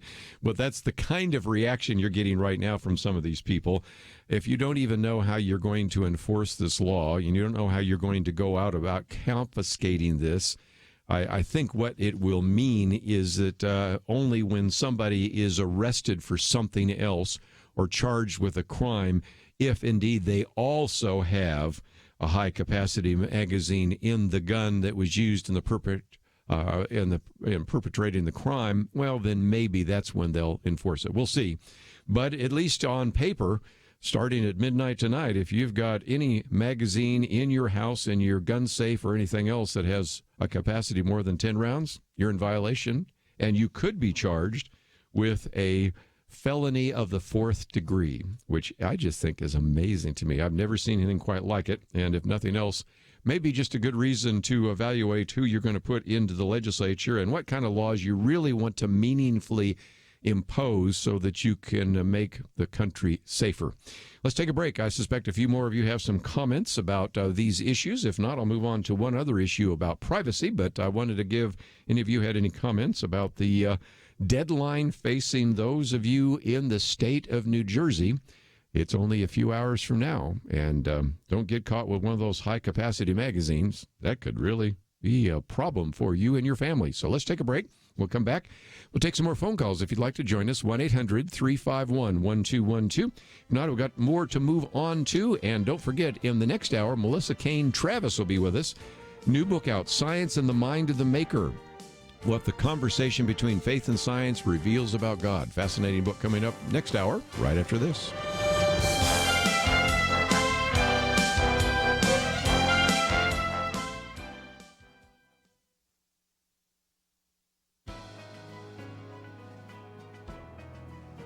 Welcome to the First Liberty Briefing. I'm Jeremy Dice. The Liberty Christian Center in Watertown, New York, asked for permission to use the Watertown High School cafeteria for its religious services. As their application stated, the worship services to be conducted in the public school cafeteria would include activities of music, religious instruction, and Christian testimony. But the local school board denied the application, stating that since New York law did not specifically authorize religious organizations to utilize public school buildings, the application had to be denied. The court reviewed previous uses of the public school cafeteria. It found that among other uses, the school had been used to host a local talent night, which featured religious music, religious instruction, and even Christian testimony. Since both the worship service and the local talent show shared a religious purpose and context, it was unlawful for the school to permit the talent show but deny the use of the facility for a worship service. Some decry the use of a public school by a religious organization as a violation of the Establishment Clause of the First Amendment. That is simply not true. The First Amendment demands that the school board be neutral toward religion. Letting a secular organization use school property but denying a religious organization the same use is not neutrality, it's hostility. To learn how First Liberty is protecting religious liberty for all Americans, visit firstliberty.org. I'm Kelly Shackelford, President and Chief Counsel of First Liberty Institute. Some people think our religious freedom will soon be gone, but that's not true. The fact is that First Liberty, a national network of America's top attorneys, is winning over 90% of our cases. We defend religious freedom for people like you. Go to firstliberty.org and read the exciting story. That's firstliberty.org.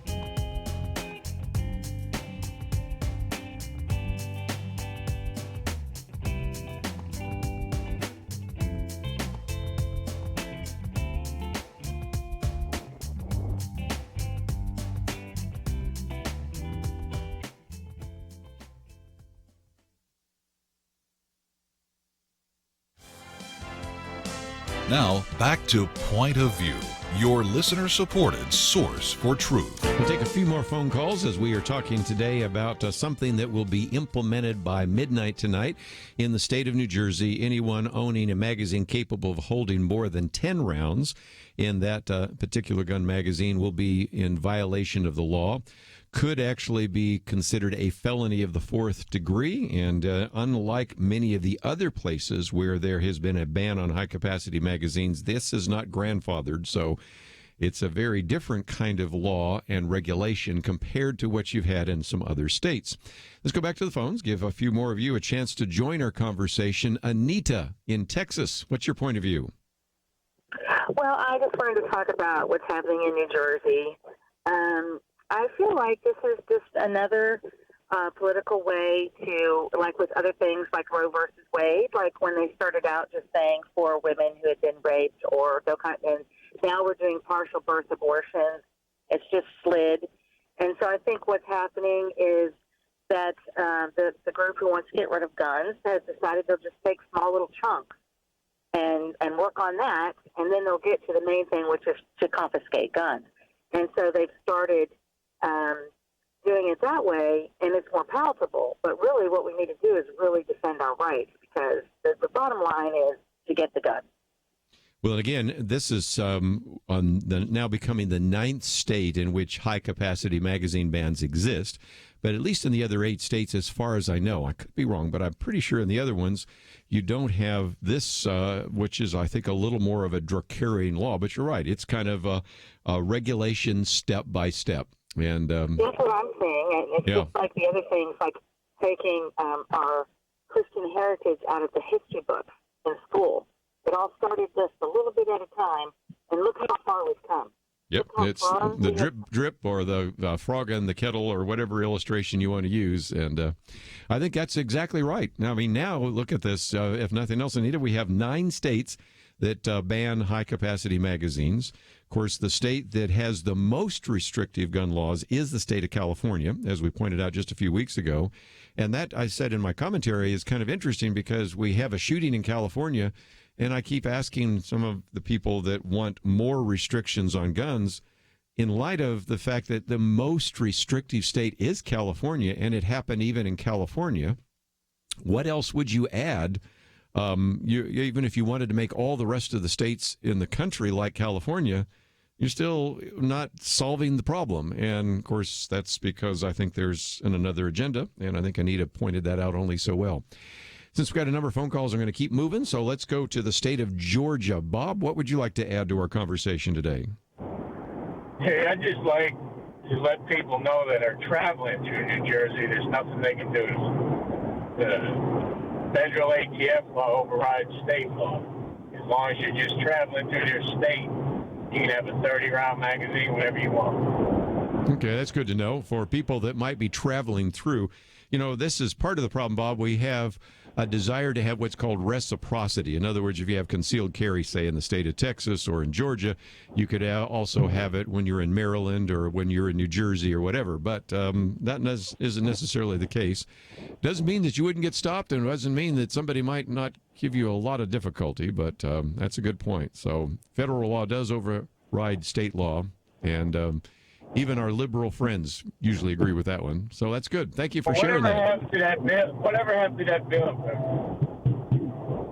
for the national? Yes. Well, let me take a couple more phone calls. You're on kind of a speakerphone. Had a little trouble hearing, but I think we picked up most of it. But let's give just a few more of you a chance to join the conversation. In Missouri, KTTK. James, what's your point of view? Well, my point of view is, if I understood right, when I was younger, the people who got political office had to swear that they would uphold the Constitution. And now the people that are supposed to be upholding the Constitution is trying to tear it down. And I'm thinking about my career. I built houses, and I wonder what the people would have thought if I took a contract to build a house and I decided to change the house plan in the middle of the construction. Good line. It don't make sense. Good line, yes. You know, and I said this recently, my little booklet I have on constitutional interpretation, I said the same thing. You know, for example, if you left a will, James, and then later when they read your will, they say, well, James said this, but he didn't mean that, and they changed your will, you'd be appalled that somebody would change your will by reading into it something that wasn't there. And yet that's exactly what's been happening with the Constitution. People reading into it rights that never are in the Constitution, or are saying the Second Amendment doesn't really mean what it says. And I love your illustration as well. If they give you plans for a house and you changed it around and didn't get their permission, they'd be offended. They'd be appalled. They'd have you in court for that. And yet that happens, unfortunately, too often in some of our judicial situations today, doesn't it? Yes, it does. And it happens in all kinds of political arenas, too. Well, it really discourages me. Me too. I'll just keep moving because I want to give a few more of you a chance because we'll be moving on to Melissa Kane Travis in the next hour. So we'll go to Georgia on the Good News Network. Volma, I may not be able to hear you, but let's give it a try. Yes, hi. Okay, we can hear you. Go ahead.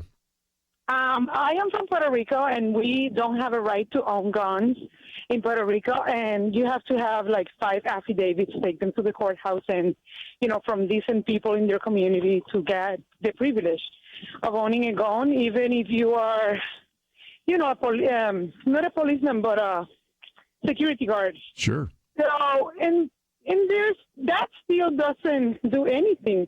I mean, bad people possess AK-47s, and we have massacres and things like that happening.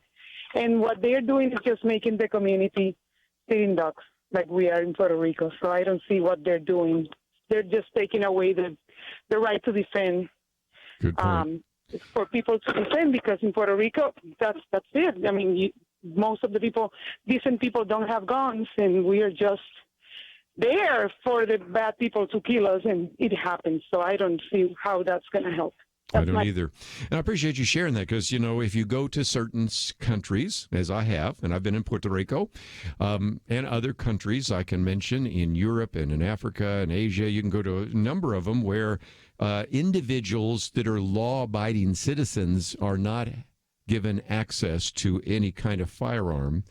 And so even though you might have a law that says nobody should own a firearm, nobody should have a rifle or a handgun, there is always the bad guys that seem to figure out a way to get a handgun or a rifle. And thus, when they have the firepower, in that case, overwhelming firepower, and you do not, you know what the consequences are. So that is, again, one of those realities that we find ourselves in so many times. And so I appreciate her sharing that from her own experience there in Puerto Rico. And I would certainly say that any one of you probably could replicate that if you've come from other countries. Let's real quickly see if I can get just one more call in. Melbourne in Stockton, what would you like to add to our conversation today? Yes, sir. Well, one time here in San Joaquin County, there used to be a big billboard over there that said, commit a crime, go to jail. Instead of killing all these people, they need to catch them and prosecute them instead of prosecuting the individuals that are not committing the crimes. That's right. Again, let's take the guns out of the hands of the bad guys, but in trying to do that, let's not take guns out of the hands of the good guys. I mean, makes sense. Okay. We've certainly covered a lot, and there is more that we will cover tomorrow. As a matter of fact, I want to see what happens when this deadline occurs tonight in New Jersey. There may be all sorts of stories coming out tomorrow, so we'll spend a little bit of time talking about that on Point of View. When we come back from the break, I want to spend a little bit of time with Melissa Kane Travis, another one of these rising experts in apologetics, just a very ingratiating and interesting and fascinating speaker. And we're going to be talking about her book, Science and the Mind of the Maker. We'll talk with that her right after this. The leader looked around the table, motioning to the older men. He said, "You're here to remind us how faithful God has been in the past. Now, you middle-aged guys, you keep us focused on what God is doing right now. Make sure we don't stop. And you younger guys, keep us looking forward. Imagine what God wants us to be doing in the years to come." There's a lot of wisdom there. We have to be thankful for the past, focused on the present, and mindful to plan for a great future. Many listeners have made bold moves to partner with Point of View Radio and accomplish great things for more than 45 years. But as we look around, we do see many positive things, and I think we can all admit there's a lot more to be done. It's time to think about your next bold move, what you can do to invest for our nation's future. Be thinking about that. If you have an answer now, don't wait. Visit pointofview.net and invest to help us enter 2019 strong. If you're not quite ready, please pray and get ready to make your next bold move. Pointofview.net and 800-347-5151. Point of View will continue after this.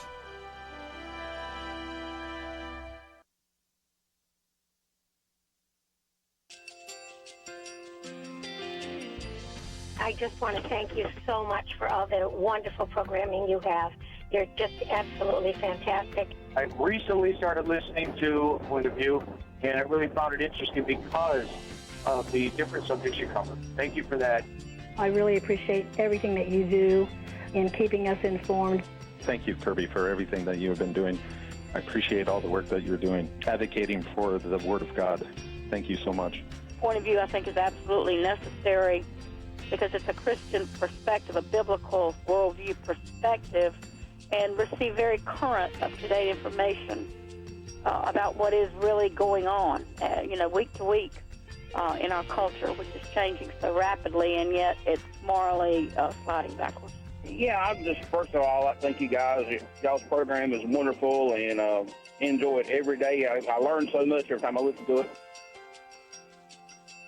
Point of View Radio Talk Show.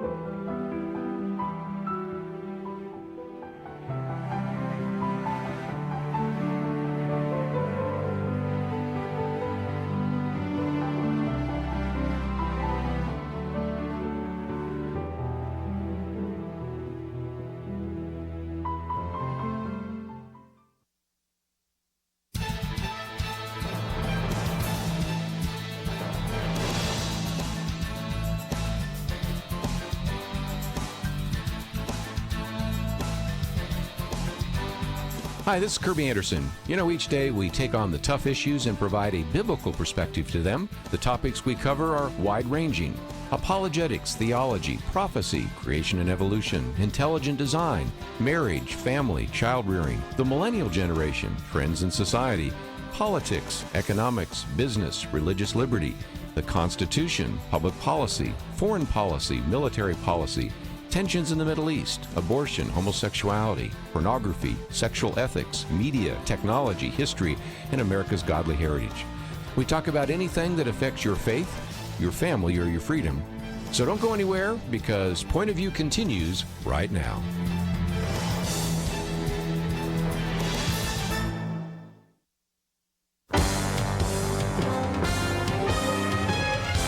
Across America, live. This is Point of View.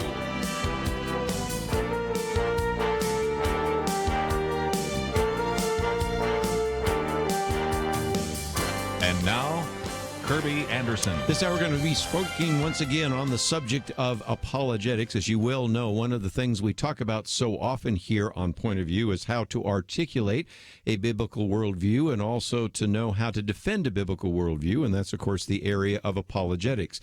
One of the things I've really hoped would happen is that we would have more and more women working in the field of apologetics, and for many years we called on so often Nancy Pearcey as kind of one of the few women to do that. And I know that when I became the president of the International Society of Christian Apologetics, one of the things I wanted to do is change that around. And so, of course, we've had Nancy Pearcey speak there, but also had Mary Jo Sharp speak there.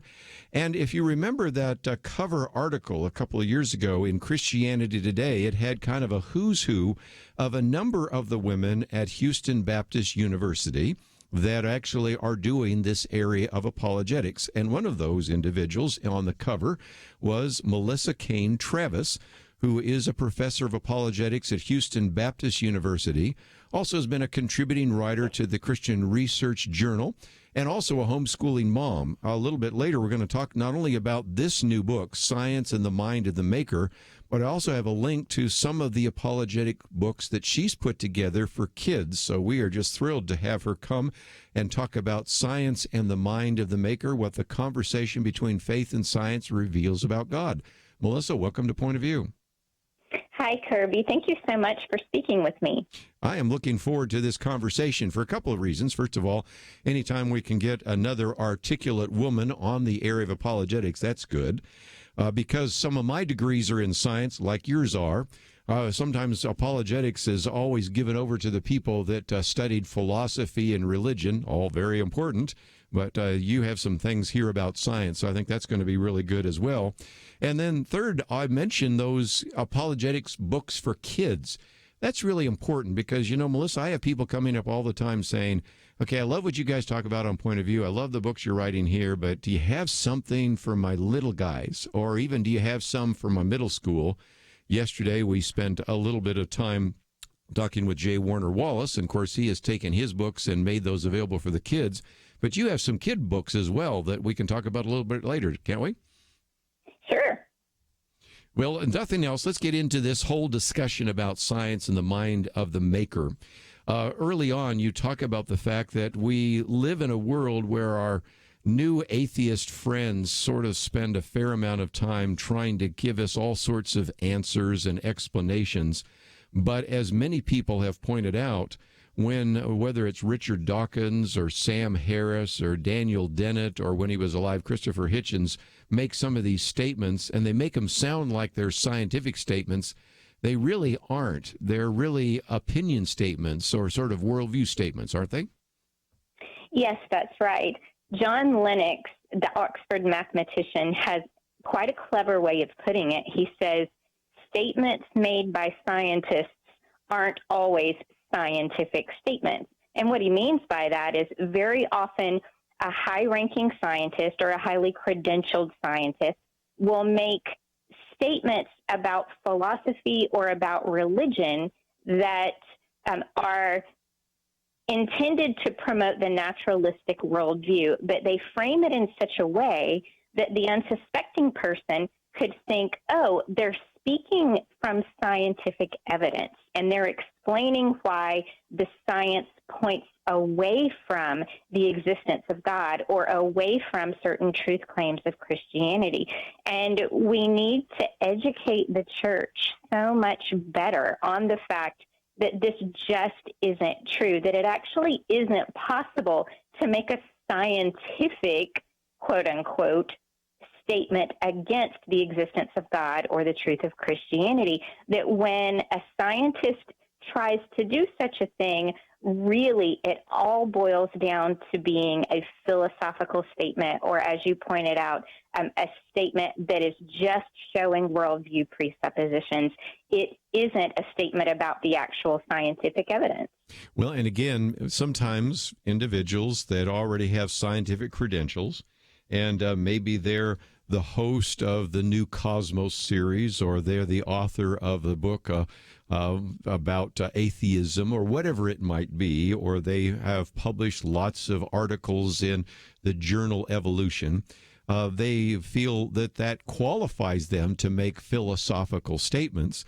And yet, as one individual, a Christian philosopher, said, I hate to be so blunt, but Richard Dawkins' philosophy is sophomoric, with apologies to sophomores studying philosophy. So, I mean, you can see that sometimes they don't even give us a very good philosophical perspective. That brings us to kind of one of the themes that runs through your book, and that is not only the mind of the maker, but this idea of the divine that we can find. Our atheist friends have a difficulty because when we look at the universe, it looks kind of designed. And so that's why you've had Richard Dawkins even talk about the blind watchmaker and others, because what they have to almost say is, even though the universe looks designed, even though natural living systems look designed, it really isn't. So don't let your lying eyes convince you that we have design, because if we really believe there's design, then there's a designer. And so that's one of the things they seem to be, if you will, fighting against, that we, as we look at the creation, as it says in Romans 1, it gives evidence of God's divine power, and it also gives evidence of God's design. And as a result, they are trying to explain everything without a belief in God, aren't they?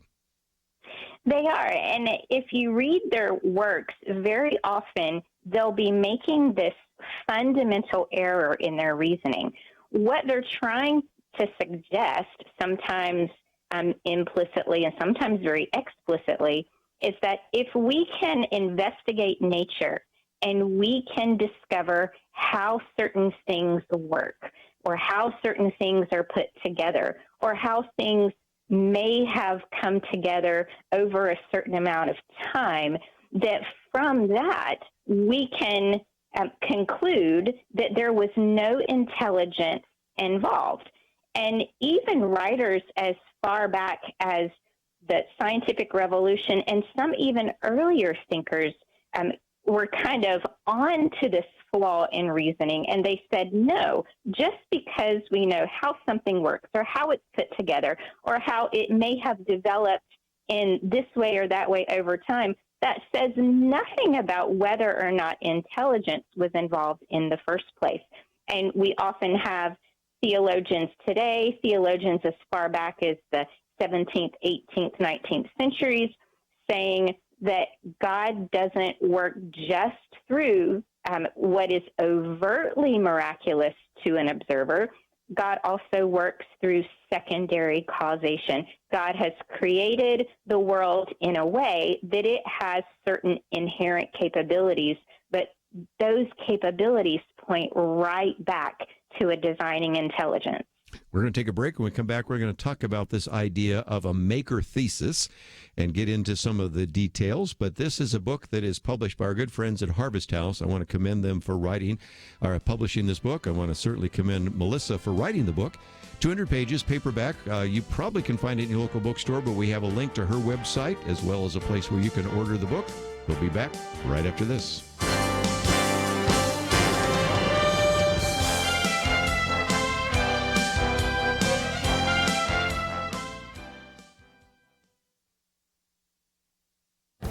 This is Viewpoints with Kerby Anderson. With all the claims and counterclaims about global warming, it is often hard to figure out what to believe. One thing I do know is that two of the loudest claims about a climate catastrophe on the horizon are based on erroneous assumptions. When I was in graduate school working on computer models, I learned that the assumptions about the data often determine the effectiveness of the models to predict future environmental events. The British scientific journal Nature published a study more than a month ago that warned that ocean temperatures rose 60% higher than estimated by the UN IPCC. The study was given wide exposure in the media. However, another researcher identified some errors in methodology, which the original researchers have admitted was the case. Unfortunately, you won't see any follow-up media reports about them overestimating the amount of ocean warming. A few weeks ago, the federal government issued its latest National Climate Assessment Report. The study calculates the huge cost due to the fact that the world will be 15 degrees Fahrenheit warmer by 2100. This assessment is even higher than the worst-case scenario predicted by the UN IPCC, which has been known to occasionally make some outlandish predictions as well.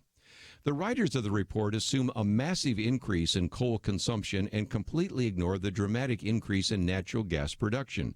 If you take a more realistic view of conventional fuel use, the doomsday scenario vanishes. And it's worth mentioning that the sole editor of the report is an alumnus of the Center for American Progress, funded by climate activist and philanthropist Tom Steyer. It is often hard to know what to believe, especially when two of the most publicized climate studies have major errors within them. I'm Kerby Anderson, and that's my point of view. Take Kerby and the Point of View team with you on the go with the Point of View app. Search for Point of View Radio at the Apple or Google Play stores.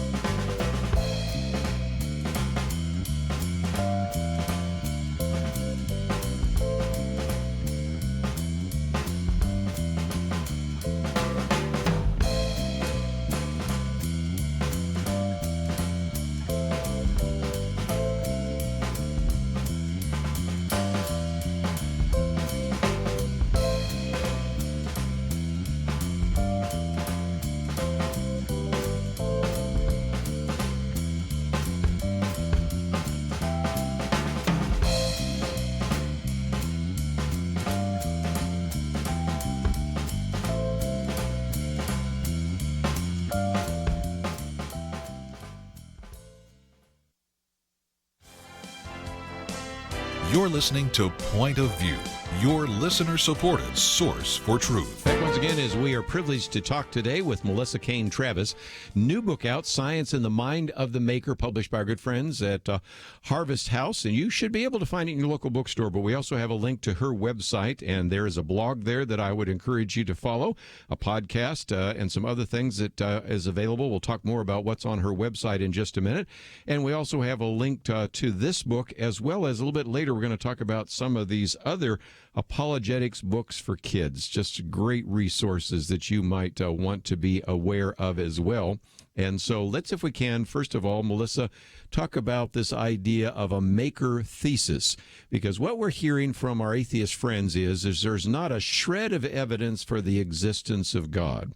Now, I will be the first to admit, and I'm sure you would be as well, that I can't scientifically prove that God exists.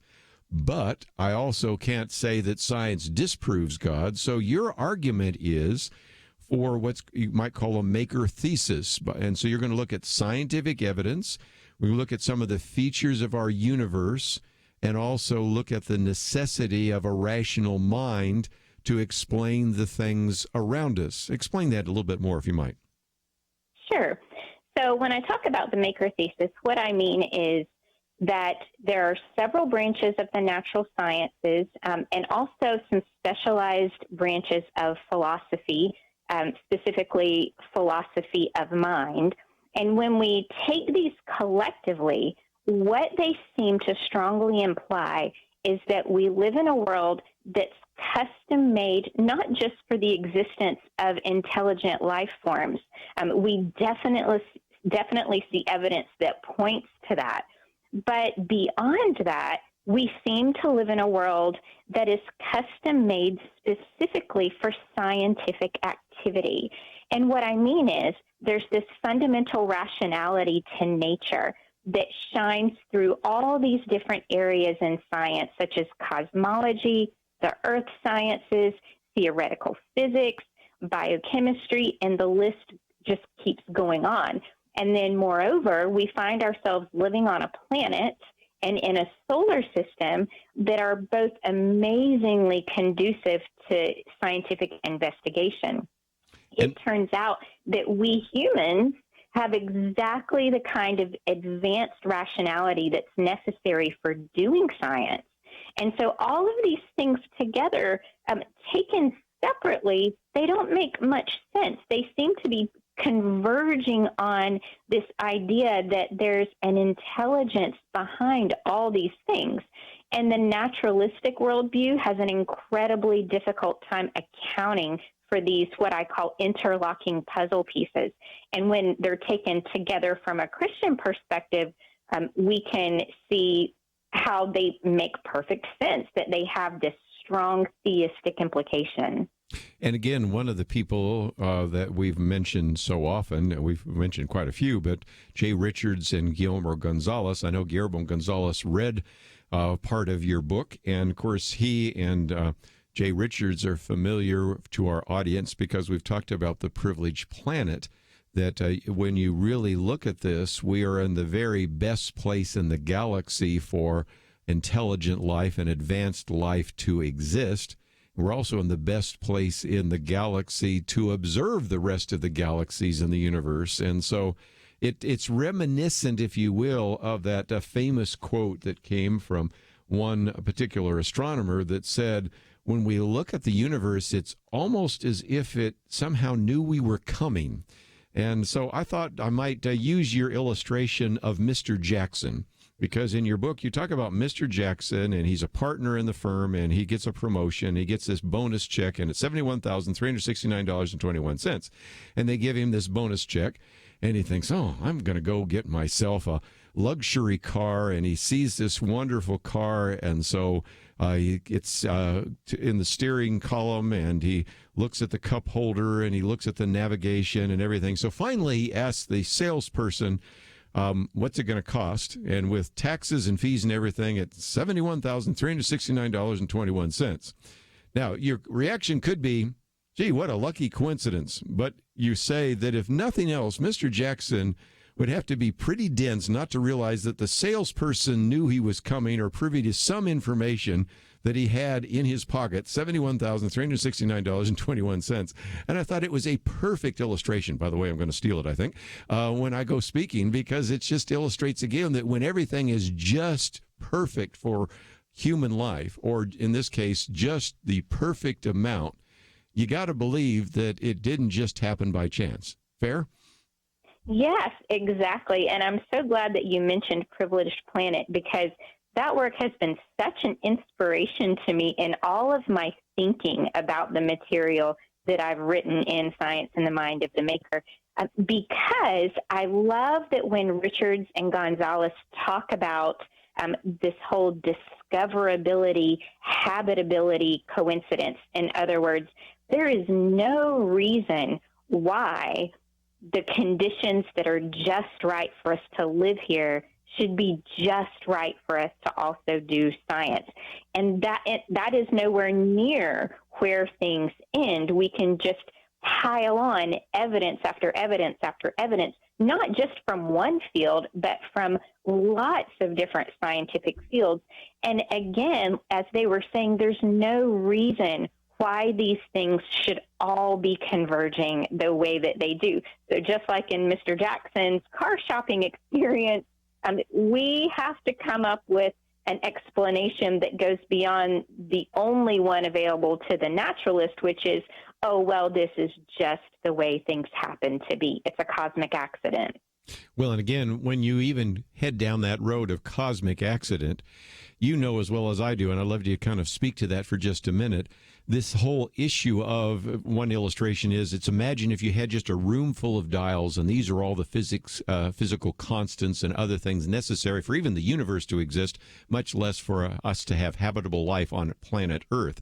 And, move the dial a little bit to the left, a little bit to the right, You don't have a universe. A little bit to the left, a little bit to the right. You don't have a galaxy. You don't have a solar system. You don't have Earth. You don't have oxygen. You don't have human beings, whatever it is. And when you add all that up, that's why they refer to this as sort of the Goldilocks universe. You know, one bed was too hard, one was too soft, and one was just right. You know, but one bowl of porridge was too hot, one was too cold, one was just right.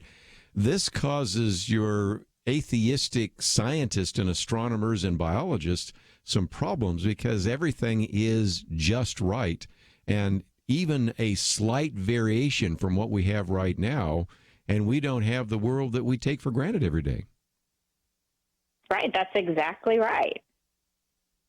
So again, the question that always comes back is, all right, so if indeed this is just unbelievably improbable, there are only two fallback positions, Melissa, that I see people coming down to. Either one, well, we just hit the cosmic lottery. Somebody just had to get lucky, and we hit the cosmic lottery. Or something you talk about in your book, what about this idea of a multiverse? Because that's sometimes, you know, what you call the multiverse solution. How do we think about that? So the idea is just like with a lottery. What do you do to increase your chances of winning? Well, you buy more lottery tickets, and the more tickets you buy, the greater your chances are of hitting the jackpot, right? So in order to, I guess the best way to say it is explain away this problem of the immense fine-tuning of things for us to exist and for science to be possible, something called the multiverse has been suggested. Now, there is no empirical evidence for such a thing, this idea that there is an infinite or a near infinite of universes out there, and we just happen to be the one that did have the winning lottery ticket. So we have all these parameters that make intelligent life and scientific investigation possible. But the very important thing to remember about the multiverse hypothesis is, number one, as I said, there's no empirical evidence for this. It's something that physicists have been toying around with for decades, and they've managed to set up mathematical models that are feasible in terms of the theoretical physics involved. Well, yeah, go ahead. I was just going to take a break and come back and get into a little bit more because I like to talk about those models, but we have kind of a mandatory break. So let me jump in real quickly right now and do that. And when we come back, we'll let you finish the point about this whole idea of a multiverse. But then we also want to get into the scientific investigation, Kepler and Newton and Galileo and others, and how is it that all of this is easily perceived as well. So we have a lot more to cover, and we will do so as we talk today with Melissa Cain Travis. Book is entitled Science in the Mind of the Maker, What the Conversation Between Faith and Science Reveals About God. Published by Harvest House. We'll be back with more right after this.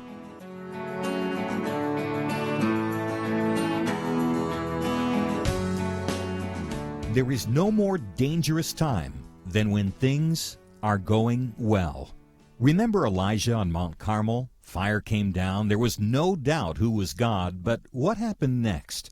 He went from amazing faith to a time of great fear and depression. Many Christians have been very thankful a certain Democratic candidate for president was not the one to nominate two replacements for the Supreme Court. But as with Elijah, times of great victory are also times of great danger. Moments like this are not the time to take it easy. This is not the time to let our guard down. This is a time to double down on our work in the community, to serve and pray and plan and invest in a better future. This is the time to join Point of View's Truth Team 360 to make sure today's promising gains are not lost tomorrow. Show your commitment to our future by visiting pointofview.net/team or call 800-347-5151. Ask to join the Truth Team. Pointofview.net/team and 800-347-5151. Point of View will continue after this.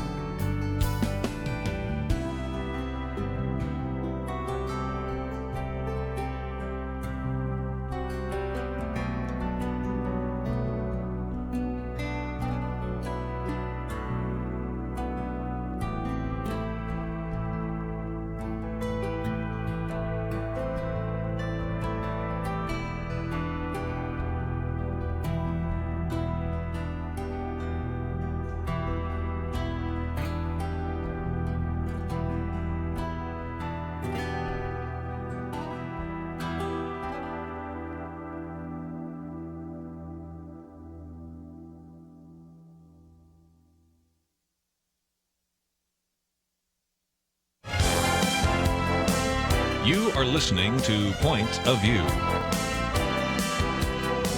The opinions expressed on Point of View do not necessarily reflect the views of the management or staff of this station. And now, here again is Kerby Anderson. Continue our conversation today with Melissa Kane Travis. Book is entitled Science and the Mind of the Maker, about 200 pages, published by Harvest House. What the conversation between faith and science reveals about God. We have a link to her website, and just a little bit later, we're going to talk also about not only this book, but some of the other books that she has written for kids, and an individual that is assistant professor of Christian apologetics at Houston Baptist, but also individual that has been a homeschool mom, and because of that just brings so much to the table. And Melissa, before we went to the break, the breaks wait for no one, I found, we were talking about this idea of a multiverse solution, and you kind of set up the question that, well, you know, if you have enough lottery tickets, somebody's going to win, but there's really some problems with that idea, aren't there?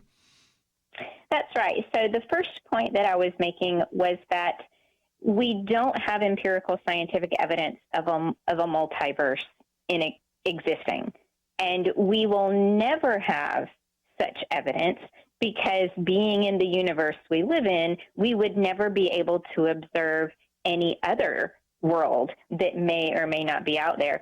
And George Ellis, who was a physicist at the University of Cape Town, said it very well. He said, we're just going to have to live with this uncertainty. Now, there's nothing wrong with scientifically based philosophical speculation, he says. And he says, well, that's exactly what multiverse proposals are, but we have to call a spade a spade. We have to call it what it is. It's philosophical speculation. It's not anything that we can back up with the empirical sciences. So that's the first major problem with trying to use this idea of a multiverse to circumvent the idea of an intelligent designer of the universe. And then the second problem, I think, is just as severe, and that is, if we're going to posit that there is some sort of physical mechanism out there somewhere spitting out one universe after another, in a long series of, I guess you could call them Big Bang events, such that we've reached a near infinite number of worlds out there, this big, grand multiverse, that doesn't actually escape the problem of the need for fine-tuning, because you have to explain how there could be a mechanism that is able to vary every single time it spits out a new universe. How is it able to vary all the numerical quantities and constants that go into determining the physical characteristics of any universe, such that eventually there would be one that has all the right ones lined up and interacting in just the right way to give us not only intelligent life, but a home that is so conducive to scientific investigation. So it doesn't escape the problem that it's trying to. Well said. Well, again, we've looked a little bit at that first point of some of the philosophical arguments, but let's look at the idea that all of these things have converged for the investigation of nature. In some of the middle chapters, you talk about in terms of natural revelation and the scientific revolution, and we talk about some of those individuals that like Kepler and Boyle and Galileo and Newton. But again, all of those came together in a world just right for scientists to investigate in the first place. It could be a big haze and we couldn't know anything, but isn't it, again, if you're an evolutionist, isn't it just fortuitous that we have a mind to investigate it, and at the same time we have all of the parameters so that when we look in our telescope, or in just a few minutes we're going to look in our microscope, we can perceive all of that design. And that's the middle part of your book, which looks at some of those individuals who, frankly, most of the time were coming from a theistic point of view. We're trying to understand the world by using a rational mind because they believe the world was created by a rational mind, and that is God.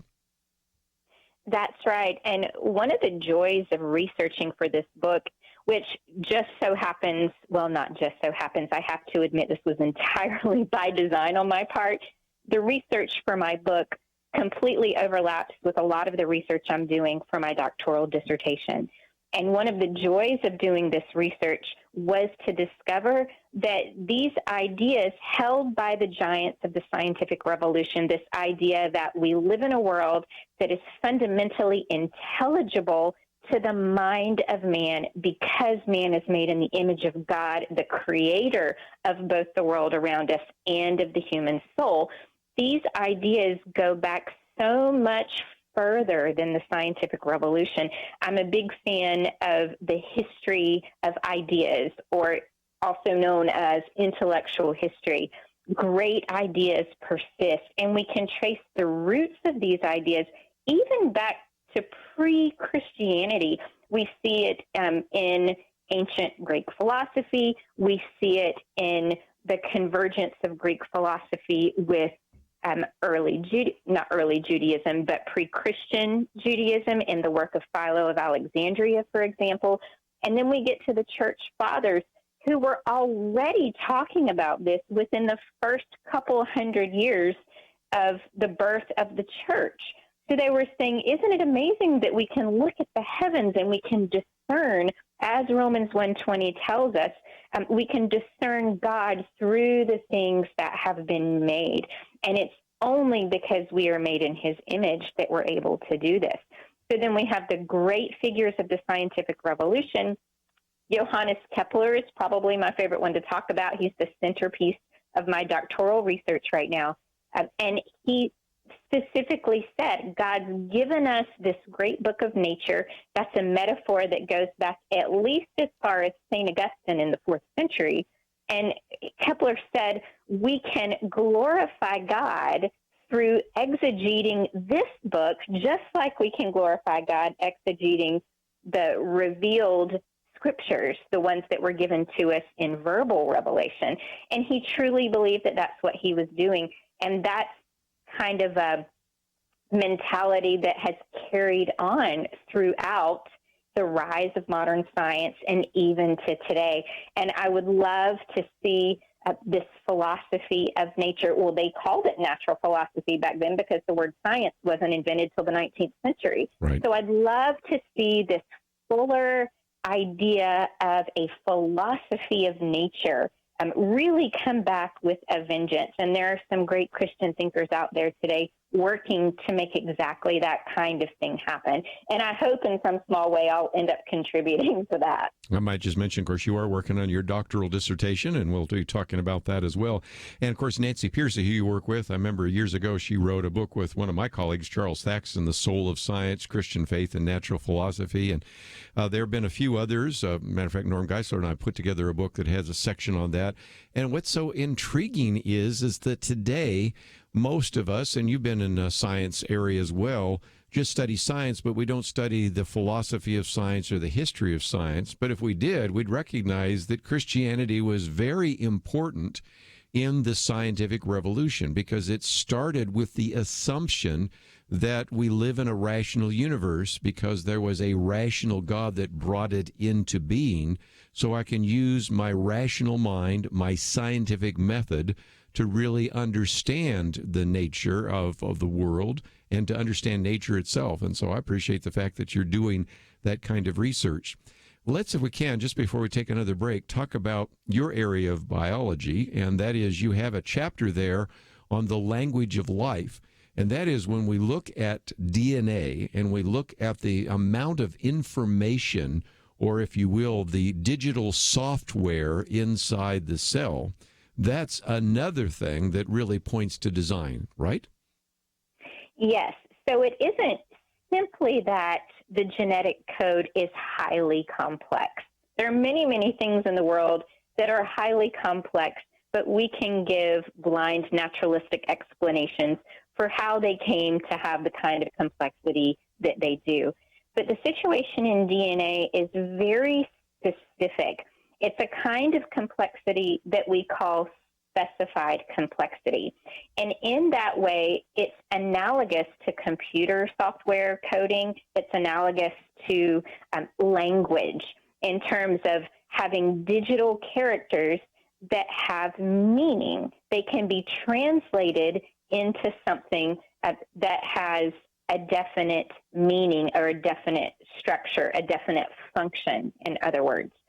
And I gleaned a lot of my inspiration for that chapter from a book that Stephen Meyer wrote. I believe it was published back in 2010, called Signature in the Cell, where he spends hundreds and hundreds of pages talking about this idea of the specified complexity of DNA. But even beyond just the specified complexity that we find, this coding language for biology is also the fact that as a molecule, DNA shows all the attributes of being something highly engineered. And in the book, I talk about its amazing storage capacity and how exactly it is analogous to things that are engineered by human minds. We'll be right back.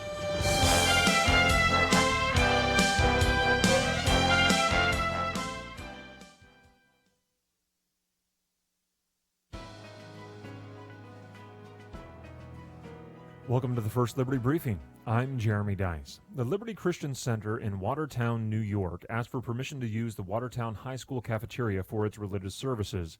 As their application stated, the worship services to be conducted in the public school cafeteria would include activities of music, religious instruction, and Christian testimony.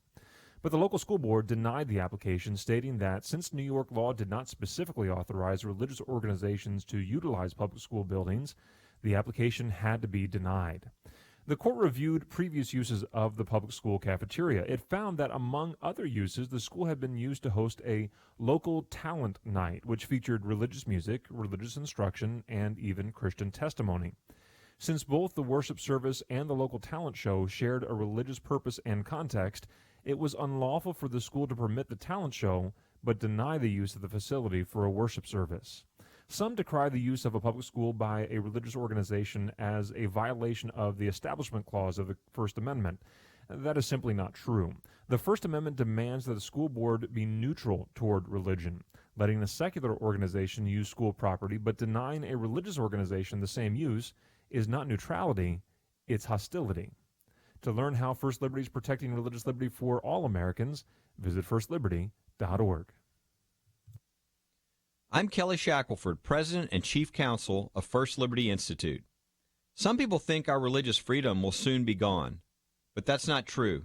The fact is that First Liberty, a national network of America's top attorneys, is winning over 90% of our cases. We defend religious freedom for people like you. Go to firstliberty.org and read the exciting story. That's firstliberty.org.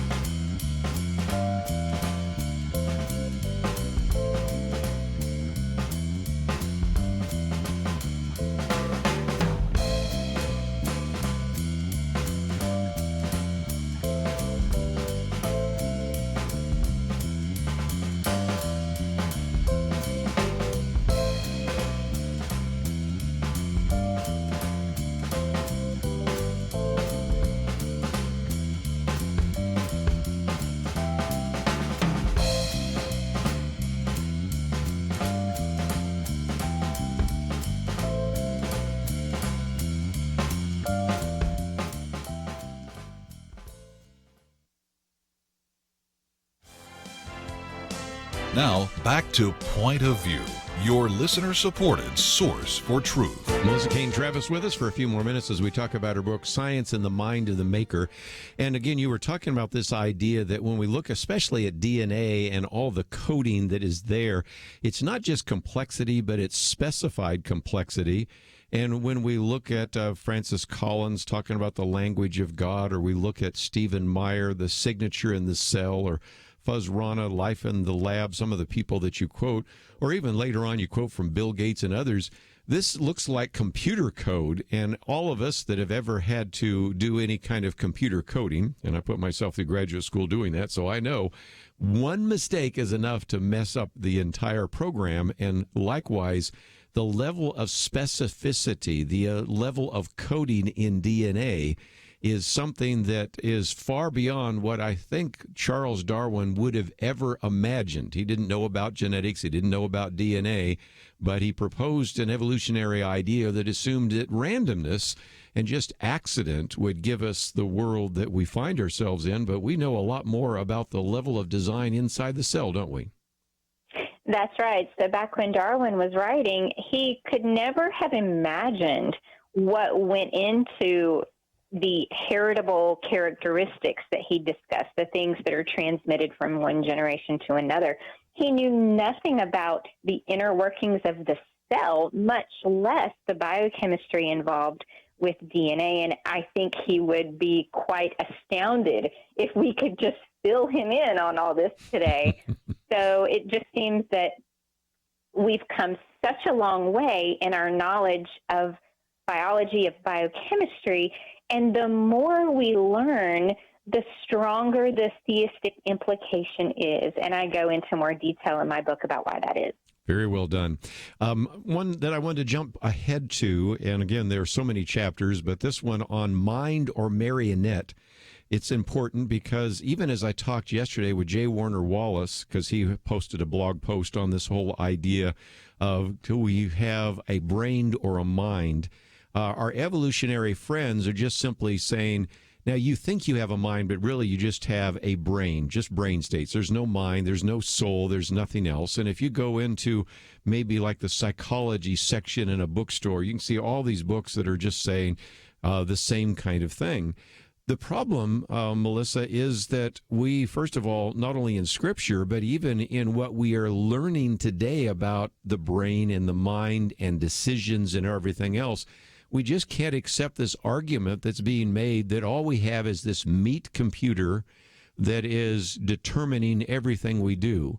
And we believe instead that we have a soul, we have a mind, we have free will. And those are things that, if nothing else, the scientific enterprise, if they were honest about the data, would actually have to start acknowledging. True? Yes, that's right. So we can really boil this down into a fundamental problem with the naturalistic take on the human mind.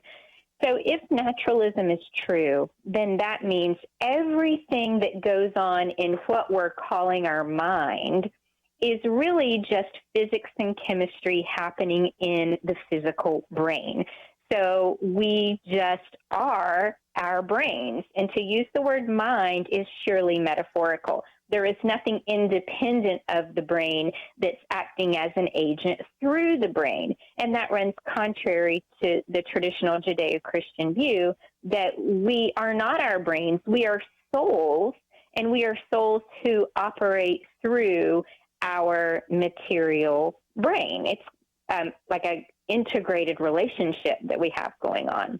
Well, again, the problem is, go ahead. If the naturalistic worldview is true, if everything that's going on in our metaphorical mind is based on physics and chemistry in the brain, then there's nothing that happens for a purpose. There's nothing that happens with intention, because physical events, as we know from watching billiard balls on a pool table in these long chain reactions of physical events, these physical things going on in the brain are happening without an agent causing them to happen.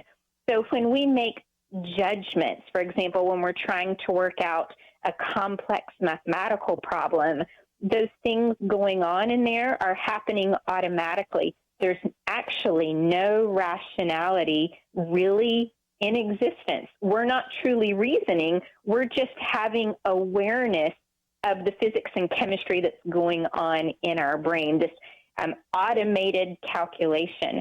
Well, there's some very complex arguments that go into this from the field of philosophy of mind, but what it boils down to is, if naturalism were true, we could not have genuine rationality.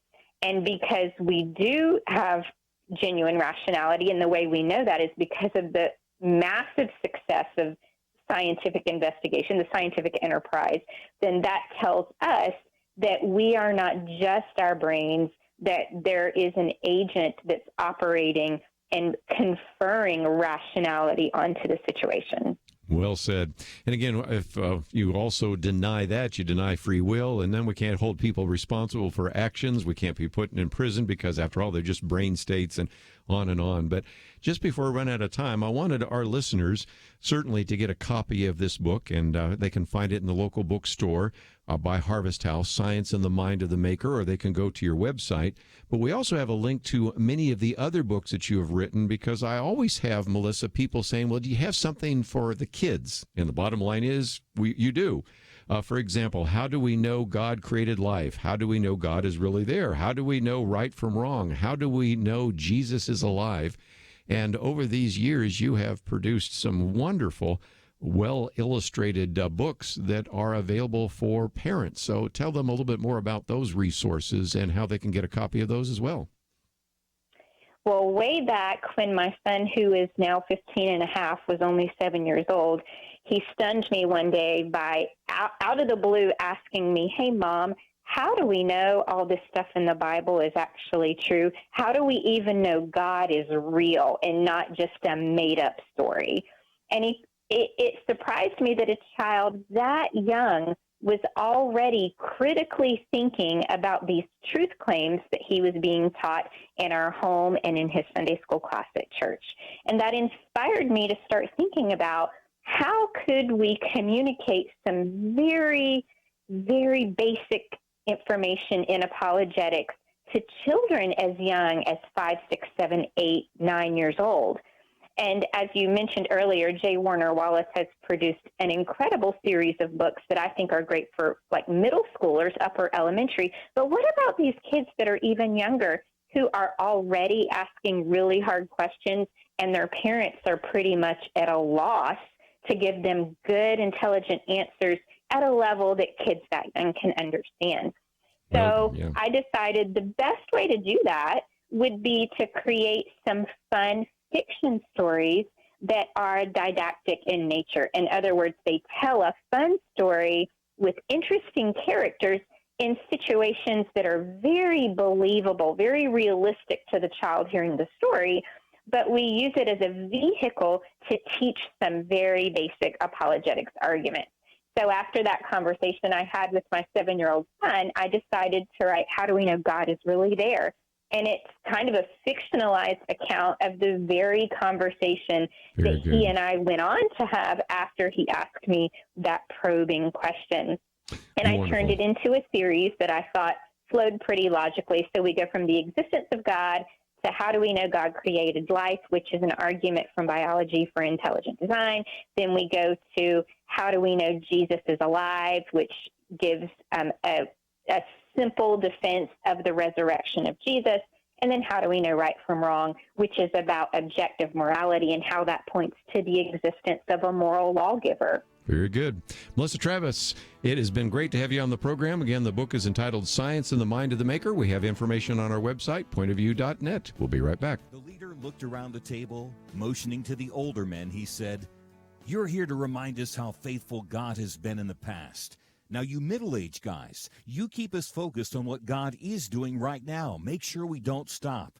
And you younger guys, keep us looking forward. Imagine what God wants us to be doing in the years to come." There's a lot of wisdom there. We have to be thankful for the past, focused on the present, and mindful to plan for a great future. Many listeners have made bold moves to partner with Point of View Radio and accomplish great things for more than 45 years. But as we look around, we do see many positive things, and I think we can all admit there's a lot more to be done. It's time to think about your next bold move, what you can do to invest for our nation's future. Be thinking about that. If you have an answer now, don't wait. Visit pointofview.net and invest to help us enter 2019 strong. If you're not quite ready, please pray and get ready to make your next bold move. Pointofview.net and 800-347-5151. Point of View is produced by Point of View Ministries.